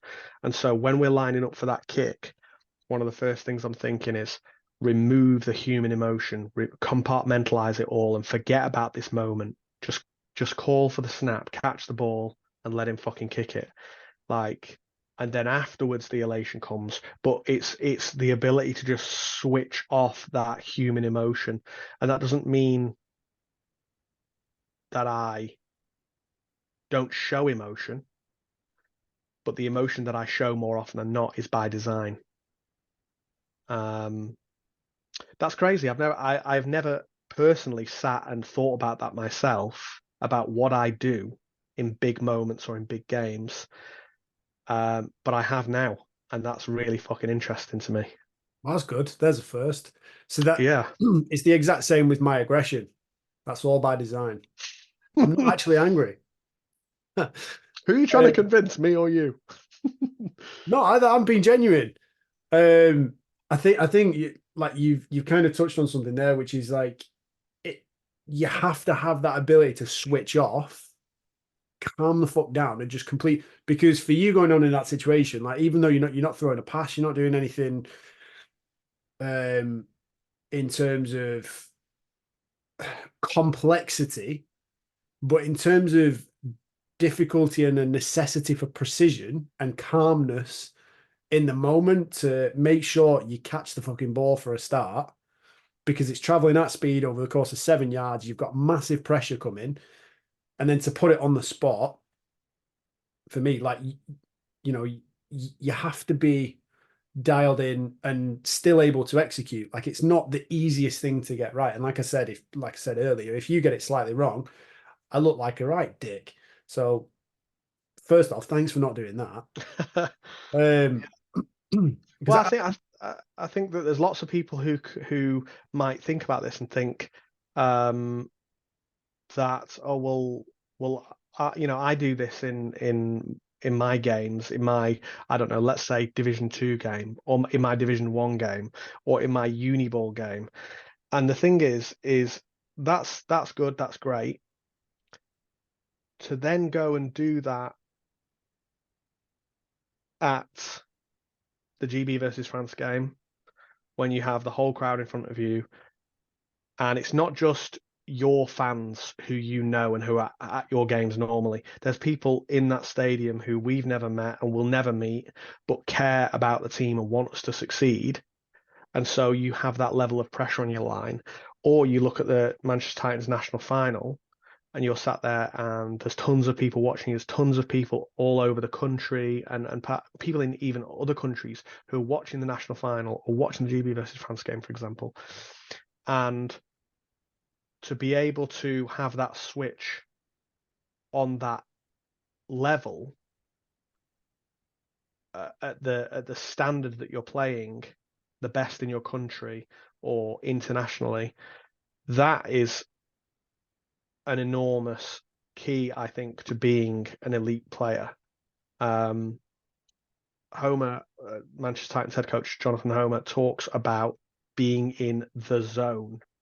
and how the zone is actually a real thing where people, professional athletes, have talked about it before. Michael Jordan has talked about becoming in the zone or becoming robotic and just kind of, I don't even really remember it happening. I don't remember what happened. I just remember just like going through the motions and stuff like that.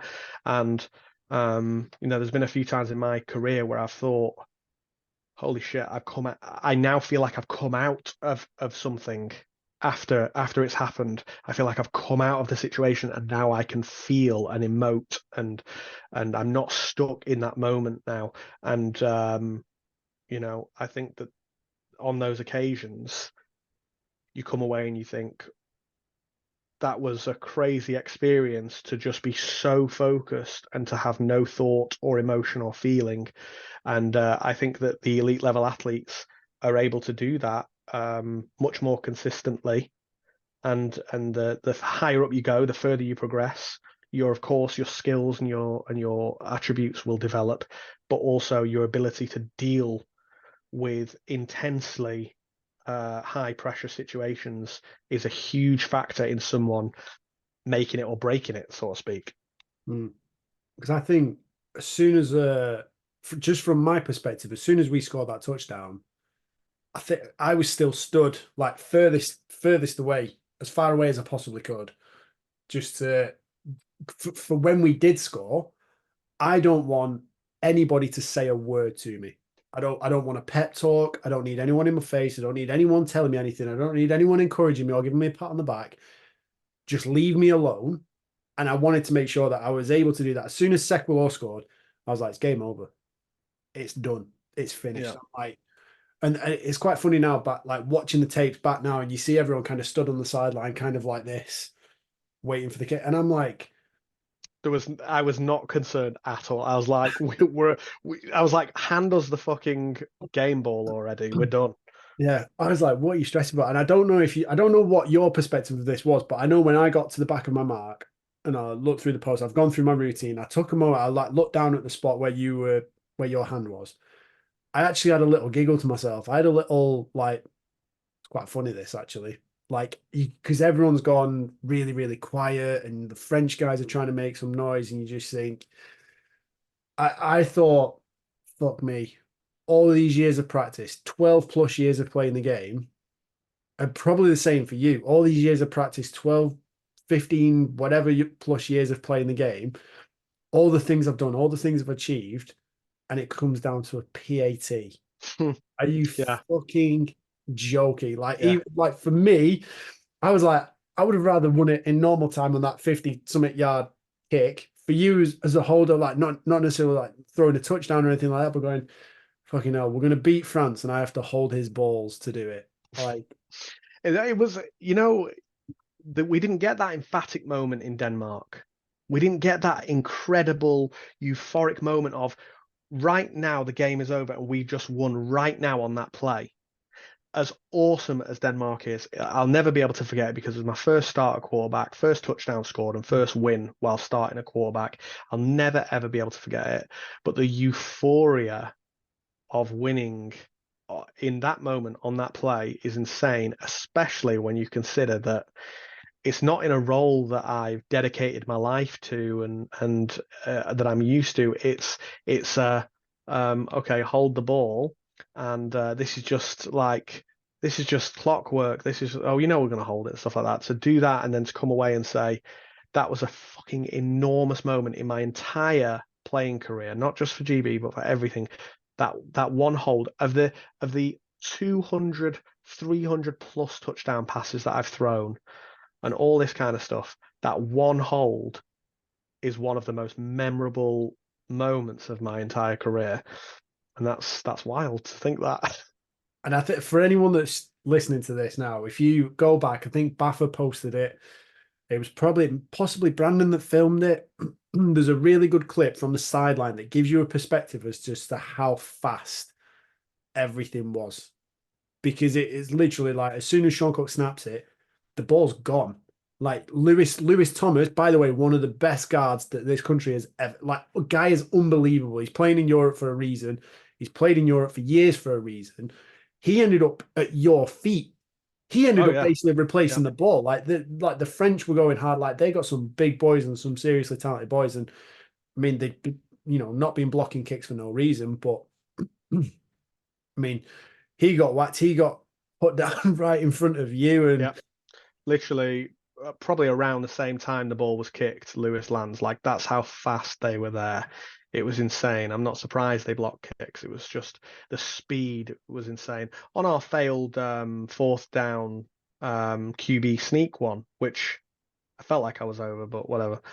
On our you were failed, you were over because you were over. I was over. I was pushing you. I I know. was like, I looked at the pylon and I looked at the pylons and I thought, yeah, it's a first down. And then when they said no, I was like, I know, how? so disappointing. What But eyeballs are you using? I know. On that play, one of the guys off the edge got around so quickly and hit me. I was like, I barely had time to fucking take any steps, and you're already around. So that just goes to show the level, the speed difference, you know. And it's only a few times a year at the minute, as it stands, that you get to feel that difference. One is with GB, and the other one is when you're playing those top teams uh, in the Premiership. You get to feel that speed difference.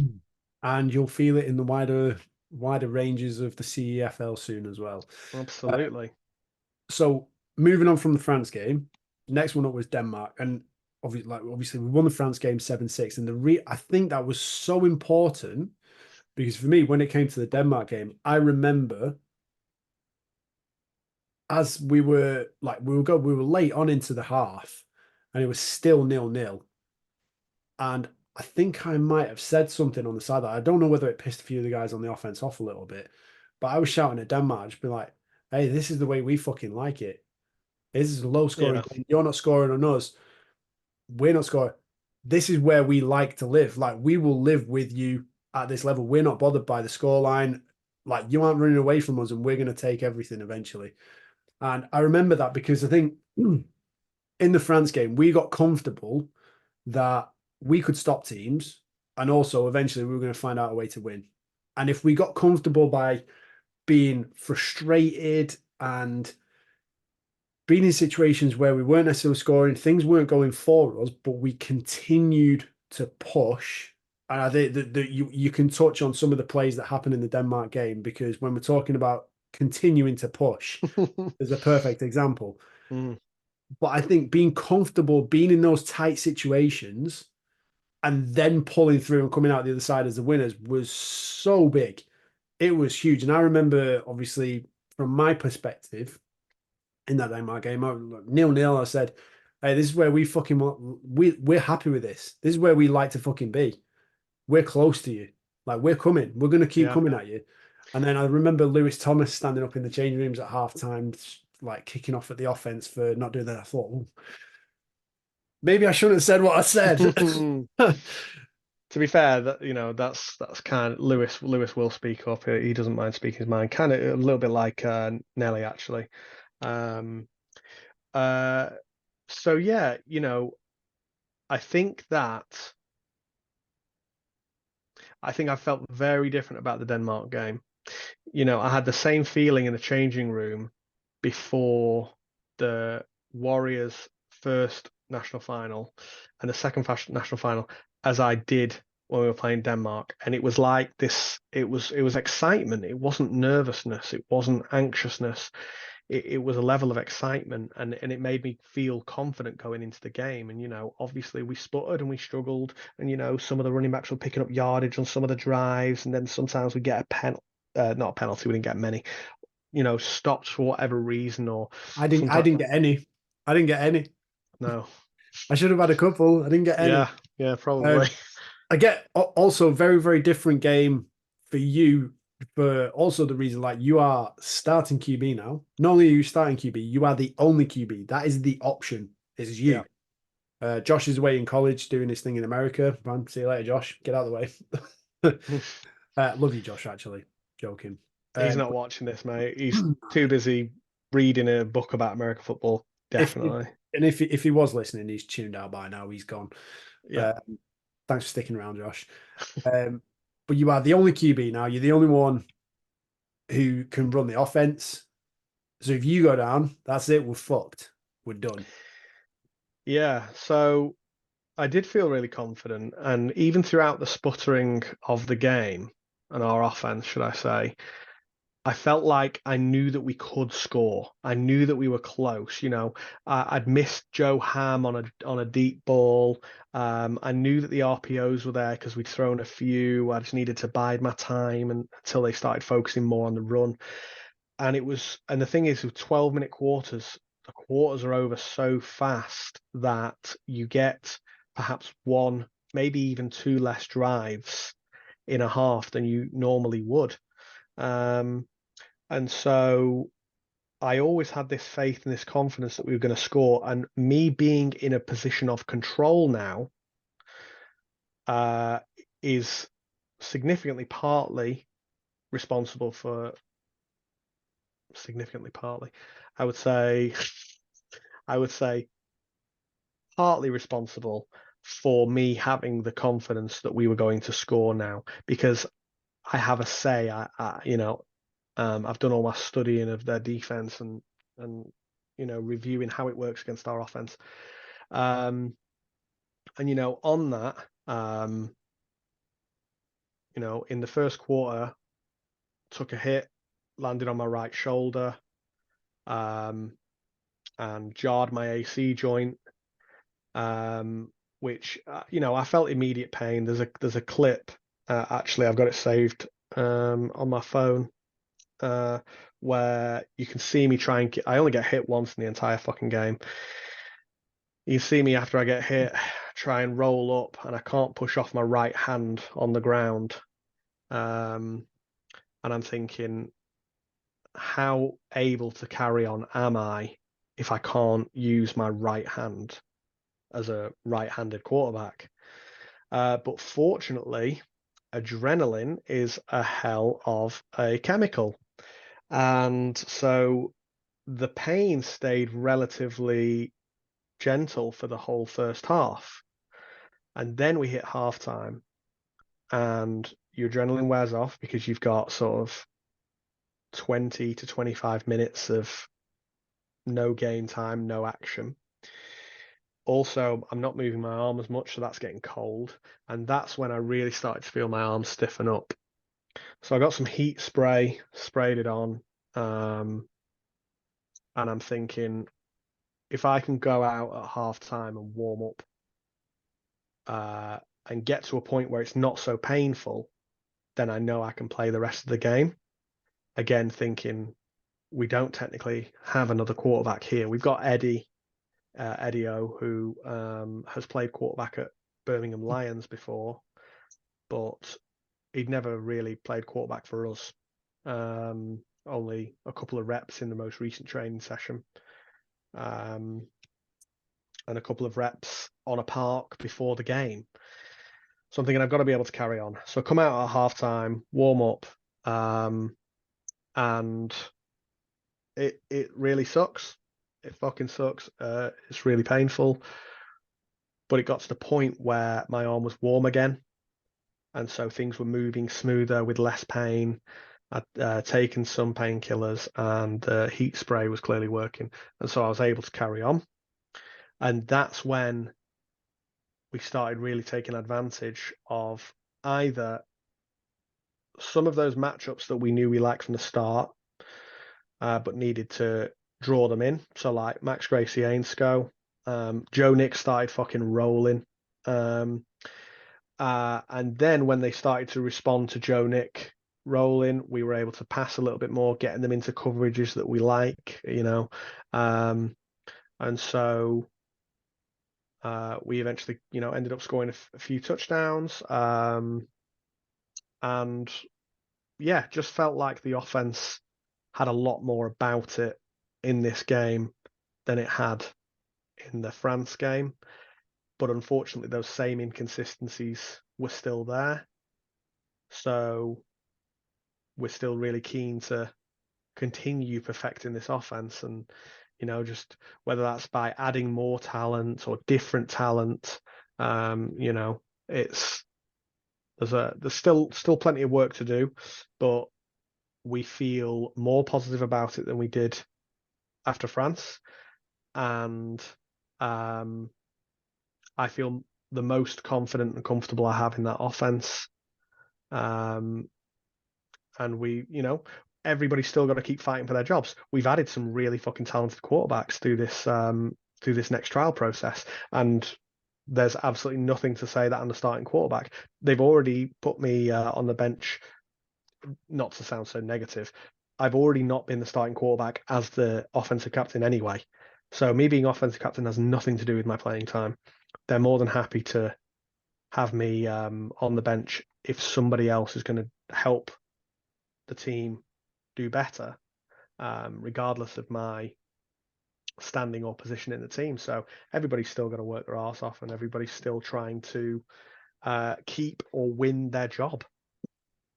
Absolutely. I don't think there's anyone that played in either of the 2 games last year that has a safe job. 100%. I think that's something that, I mean, just from a general perspective of the trial process, the program itself, like your thoughts on it. Personally, I think we've actually done quite a good job of getting a lot of bodies involved. We've got a lot of coaches, very widespread, so we can. I suppose it makes it easier for players to be scouted. It makes it easier to get to know people and assess our options. And also, we're bringing together kind of the best of the best when it comes to, which is really is what the national program should be about, isn't it? Absolutely. And I think something that Jason says a lot and that I suppose means a lot to me, because this is how I feel as well, is that he's trying to put together the best team. He's not trying to put together the best group of individual athletes who are incredibly impressive. He's trying to put together a team that works together, is coordinated, is cooperative, and has a solid structure and foundation, and most importantly, culture. And so he has done a fantastic job of bringing so many people in, because throughout the cycles, there must be, so we've got, let's say 120-ish now is what I believe we're at with our full squad at the start of this 3rd cycle. Over the cycles of the people who are no longer involved in the squad, but have been at one point, I would say there's got to be over 100. And of the people who have trialed and perhaps not been successful, I mean, we had 300 alone this year, 2 more years. There's a hell of a lot of player involvement in this program, but what they've also done is they brought in GAs, and sometimes they keep those coaches on, those GAs on, but they also have a rotation in the cycle. They get people within, they educate, they empower these people, they give them the skills, share best practice to go back to their clubs to create a fantastic culture, skills at their clubs. It's just going to elevate the game everywhere we go. Okay, so we've got a GA in Sandwell this time. Okay, well that's that part of the country we can hope is going to be getting some really good coaching. We got one in Bristol, and we've got one in Edinburgh, and all over the country. We're empowering these coaches, empowering these players. I say we, it's Jason and it's the program, I suppose, but I think that what they've done with regards to bringing in so many people, so much talent, and so much variety, it's strengthened our program, but also it's elevating football within the rest of the country, which is really fucking cool. Because part of me thinks, I don't care about the rest of the country, I just care about Manchester's success. And then I put my GB cap on and I'm like, awesome. These are my teammates. They're spread out all across the country, and they're all doing their best at their clubs, and I'm doing my best at my club. And ultimately, we're trying to build this fantastic product so that one day somebody will invest in it. Yeah. Yeah, absolutely. We need it. We need it.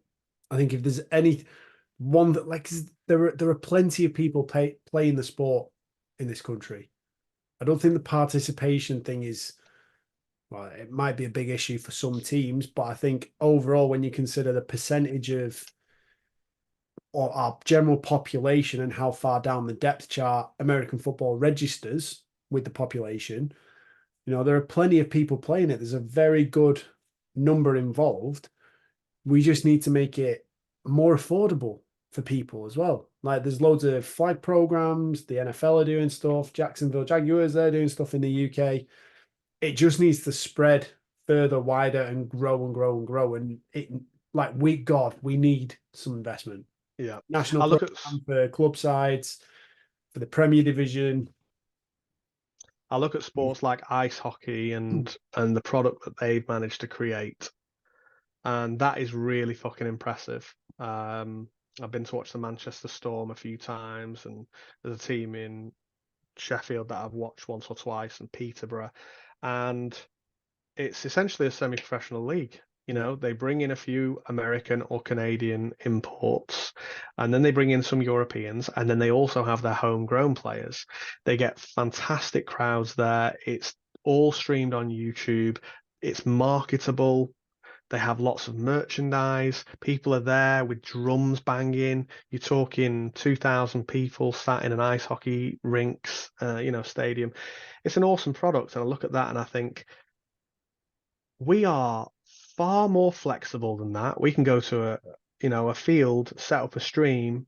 We're not confined to an ice rink, and yet even in our stadiums, Coventry Butts, Manchester Titans stadium, pitch with our stand.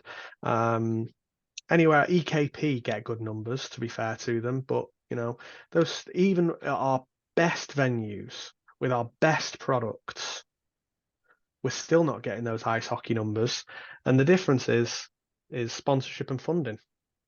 And if we can get that, then this can turn into the same as any other European country, and their semi-pro or even professional status.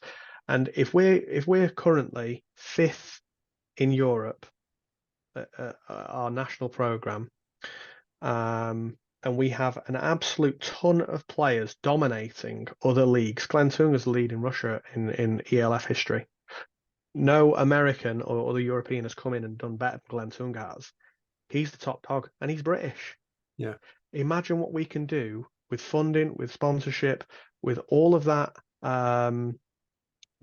support, that financial support in the European game. Imagine what we could elevate ourselves to in terms of our international standing if we just got that.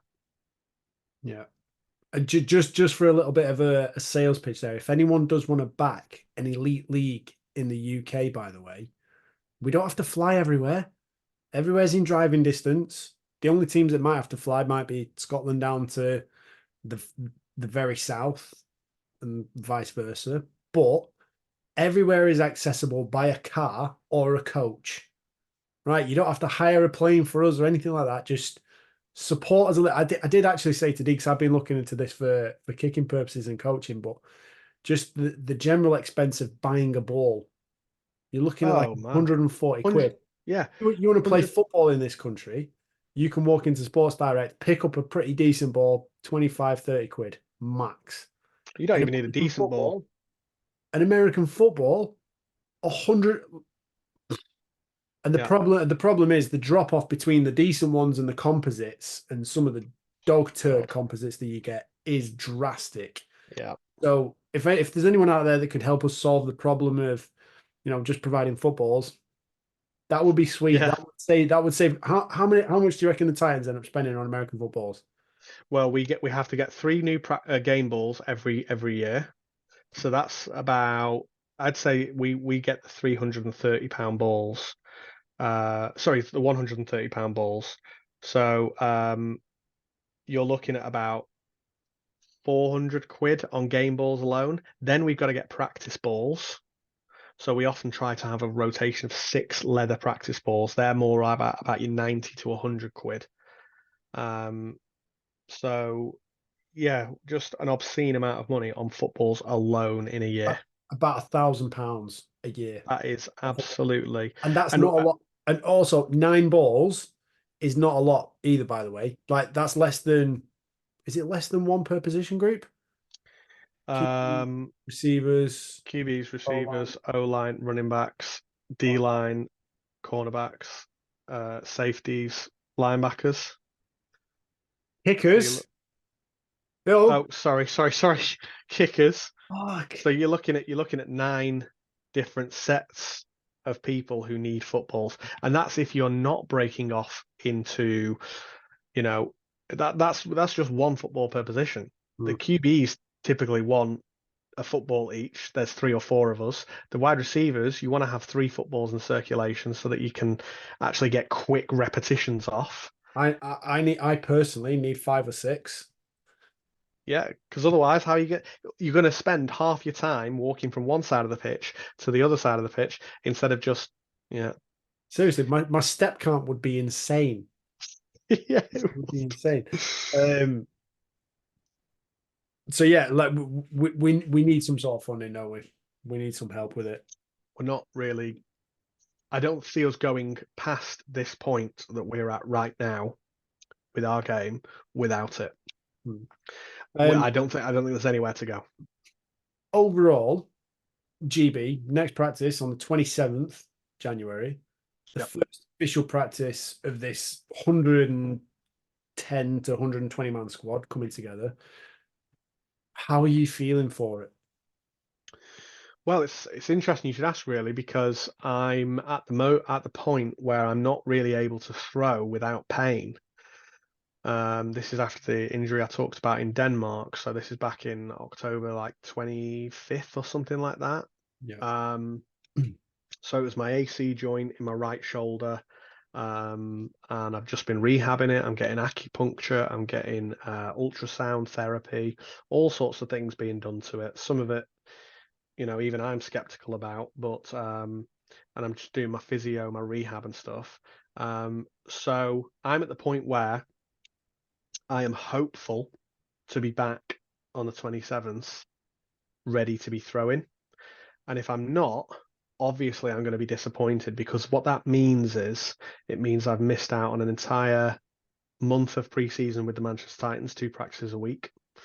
And it also means that I'm not able to go into the first practice of the year, one that's really important to set the tone and show all of the new people and remind all of the people who are currently there, this is the national program and we need to be doing things at absolute top shelf level every single repetition of every single play.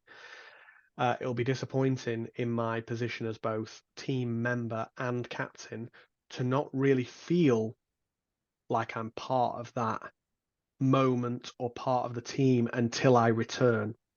So I'm battling with that at the minute. I'm battling with the mental sort of side of rehab, which I've been really conscious of not really mentioning online for 2 reasons. One, I don't want people focusing so much on the fact that I've had this shoulder injury. And two, if I talk about it, no one will ever take it seriously and they'll say, "Oh, have you injured your shoulder? Have you? Didn't hear about it."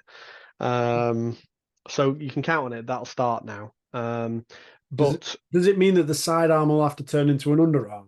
God, no. I'll just go down to the lake and skim stones and get it back. Um, Why, but why, so why haven't you tried that already? I can't skim without pain. Um, so yeah, it's an interesting place to be, is working my way back from a moderate serious injury, only that serious because it is my right arm, which is essentially the only thing that I definitely need to work. However, Fortunately, as a sidearm QB, you're lucky that due to the type of injury and the biomechanics of throwing, the sidearm will actually return quicker than if oh you yeah, regular. yeah, So do you know what I say? So again, the sidearm working in your favor again, my friend. I know, classic sidearm. So I have full range of mobility and well, I have good range of mobility and stuff like that. Like I'm very nearly there, and I will get there. There's no doubt or fear that my arm will, struggle or suffer. It's just about do I get there by the end of January, or does it actually take a little bit longer than that? But there is still massive excitement as well. Like, you go through the trial process, you see all these people come through to the next trial, and you think, you might be rooting for certain people. You're thinking, I really hope this player shows off what they can do because either I know they can or I saw them at the last trial. And you're rooting for these people, and then they finally make it through into the squad where kind of the 45 from Denmark are waiting to have them come along and to participate. And gosh, my cat's disturbing things now. And so I'm just excited to get to that moment where we're all back again. It's the active roster that's going to be practicing together for 9 months. And whether I'm full participation or limited participation or no participation, it's just going to be awesome to be around the culture, to know that we're all fighting and working together, to make the program as good as it possibly can be, to get ourselves ready for these fixtures that are coming up. But also, everybody there is fighting, working for their spot, fighting for their spot. And so it's just an exciting place to be. I know to a lot of people who are coming along, for the first time, it's a little bit nerve-wracking because there's obvious pressure. But what I would say is just immerse yourself in it, talk to as many people as possible, even if they're on what is supposed to be your rival team. Like, you're on a new team now together, and it's a 120-person team. And get to know your teammates, follow them on Instagram, repost their shit, like their stuff, comment on it when they post something that's awesome, like a highlight reel or something like that, like your teammates now. And it's really important to recognize that and to celebrate it, enjoy it. Yeah, I think making sure that we keep that team culture is huge, especially given the year ahead that we have got. Looking at games against Germany and then the number 4 ranked team in Europe. All right, Sweden. Yeah. Sweden. So Germany, who haven't played a game in X number of years because of complications with the ELF, but in reality, prior to this, were, the number 1 team in Europe. They're technically the number 12 team in Europe now, I think, or pending a certain fixture that they have to play. And so whilst they're technically at the bottom of the seeding, they're typically a very talented team. Now, it's important also that people understand not to be fearful of them. They haven't played international football in 5 years or more, and we're coming fresh off, the emphatic win against France, however low scoring, because if offensively it's low scoring, defensively it was a fucking dominance. Coming off the win in Denmark, improving that Denmark team through scheme, through individuals, through just having longer together as a team to then take on these teams. It's important that people understand, facing Germany is a challenge, but we're fucking up to it. We could have beaten Italy. We could. Yeah. We should have beaten France by more. We didn't, and we beaten Denmark. People shouldn't be fearful. People should understand that we are perhaps far too superior to our current ranking. And then the additional challenge of obviously having to face two of Europe's top dogs. Like, when it comes to American football, 2 of the best teams in Europe, Sweden and Germany, with 1 week in between them. Like, there is no weekend off. There is literally 6 days to recover, and then you're playing again. Yeah. First and foremost, what a fucking awesome experience and opportunity that's going to be for the 45 who get to do that, which I obviously very much hope that we're part of. And that's just going to be incredible to to be able to live what many of us dream of, that kind of professional lifestyle, even just for a week, with all the negatives that come along with living that lifestyle. We don't necessarily suffer those negatives. We are just going to be able to finish our game and then, get our physio, get our bodies right, get our minds right, be on Classroom, be scouting our enemy, our next opponents. To be able to go through that experience is going to be unforgettable for most people, for all people, surely. So I'm extremely excited for the opportunity to hopefully be part of that. However, there's the obvious challenge. You want to play against an incredibly tough opponent. Okay, you're going to do that. You're going to put absolutely everything that you got on the line, remembering how you felt after France, remembering how you felt after Italy, how you felt after Denmark physically, and now do it again next week. Insane. It's going to be unbelievable. Awesome, but challenging. Yeah. But that's where we want to be. Two wins out of two again being the target. Absolutely. Yeah. Well. And if we do get 2 wins out of 2, it puts us in a position to compete for the European Championships, for the actual championship, to do something that, just who on earth realistically would have pictured at this point after the takeover, the new regime, just after 4 cycles of our entire program. Insane. But it's at our feet. And how exciting is that?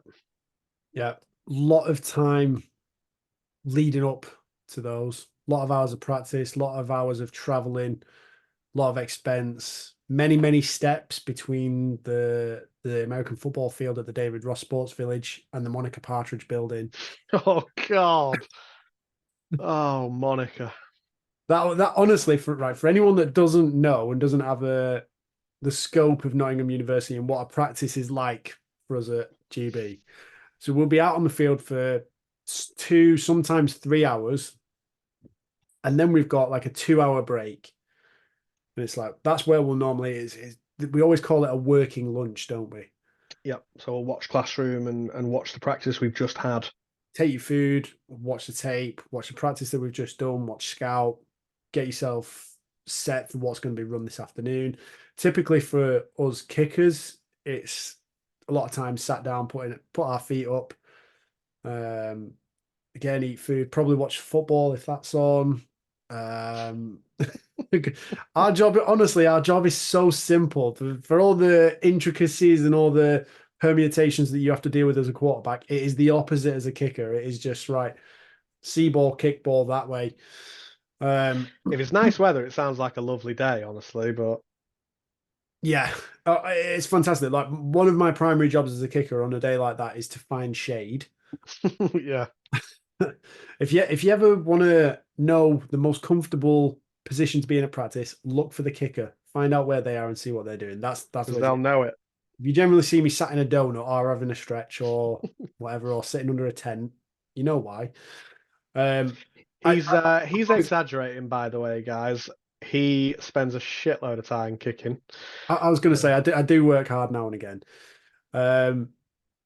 But yeah, there's obviously a lot that's going to go into it this year. There's many dates coming up where not just the 2 fixtures against Germany and Sweden, but also for other people in the squad that have been a part of it up until now. There are other games coming up, which we're not going to go into that too much because I don't know if we're actually allowed. Normally, I'd just be like, fuck it, let's talk about it. But for the sake of my place in the squad, I'd rather not.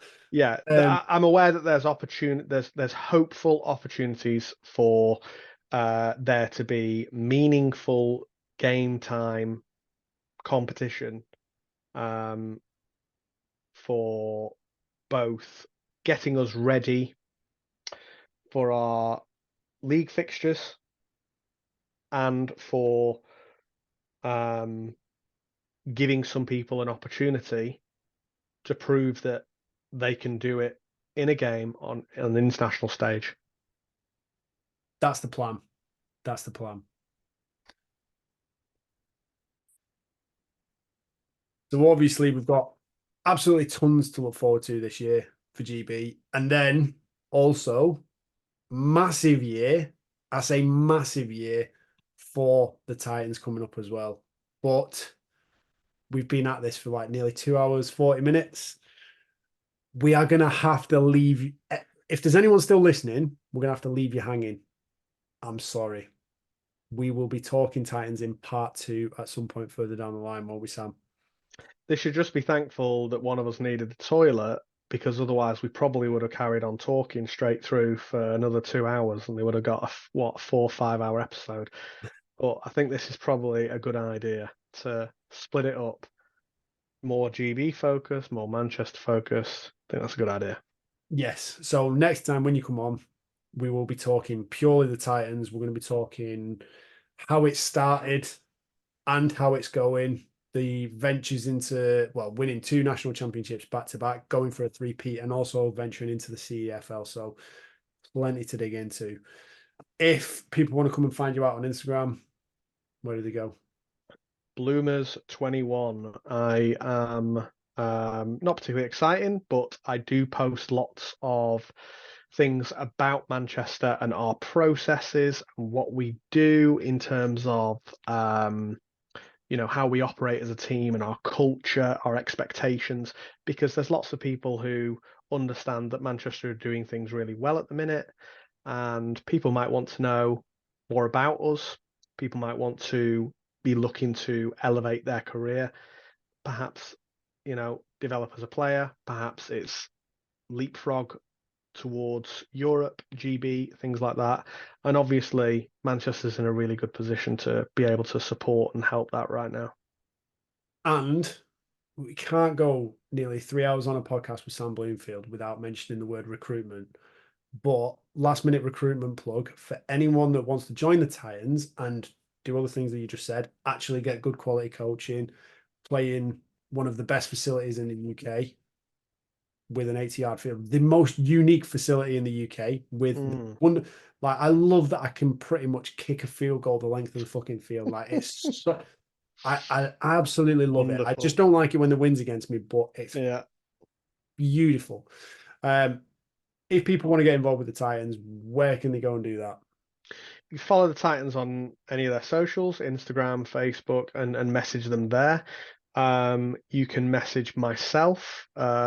I'm pretty much the person you're going to talk to if you're interested in joining anyway.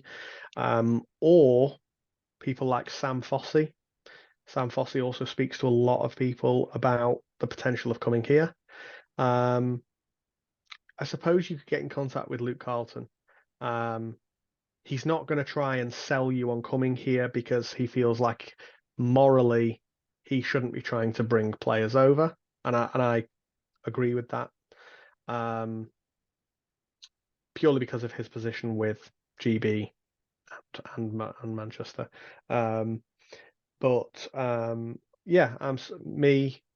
Fossey, certainly good people to speak to. If you've got questions about the team or how Luke runs his offense, he'll be happy to share that with you. So not so much a recruitment plug from him, more of a here's how we do things, and hopefully you like that. Yeah. If you want to see an advert for the Titans, just go and speak to Carlton for a little bit. That's all. Anyway, mate, it's been an absolute pleasure speaking to you. I'm amazed I've been for nearly 3 hours and I don't hate you. It's weird, that, isn't it? It's insane. What happens when 2 disgusting people get together in a cesspit of bile and filth? We talk about football for 2 hours and 40 minutes. Just get on like a house on fire. Loved it. Part 2. It's been an absolute pleasure. I appreciate you giving your time up. Go and get yourself some food, and I'll see you at practice tomorrow. No problem at all, mate. I'll catch you in a bit. Cheers, mate. Oh, holy smokes, that was a good one.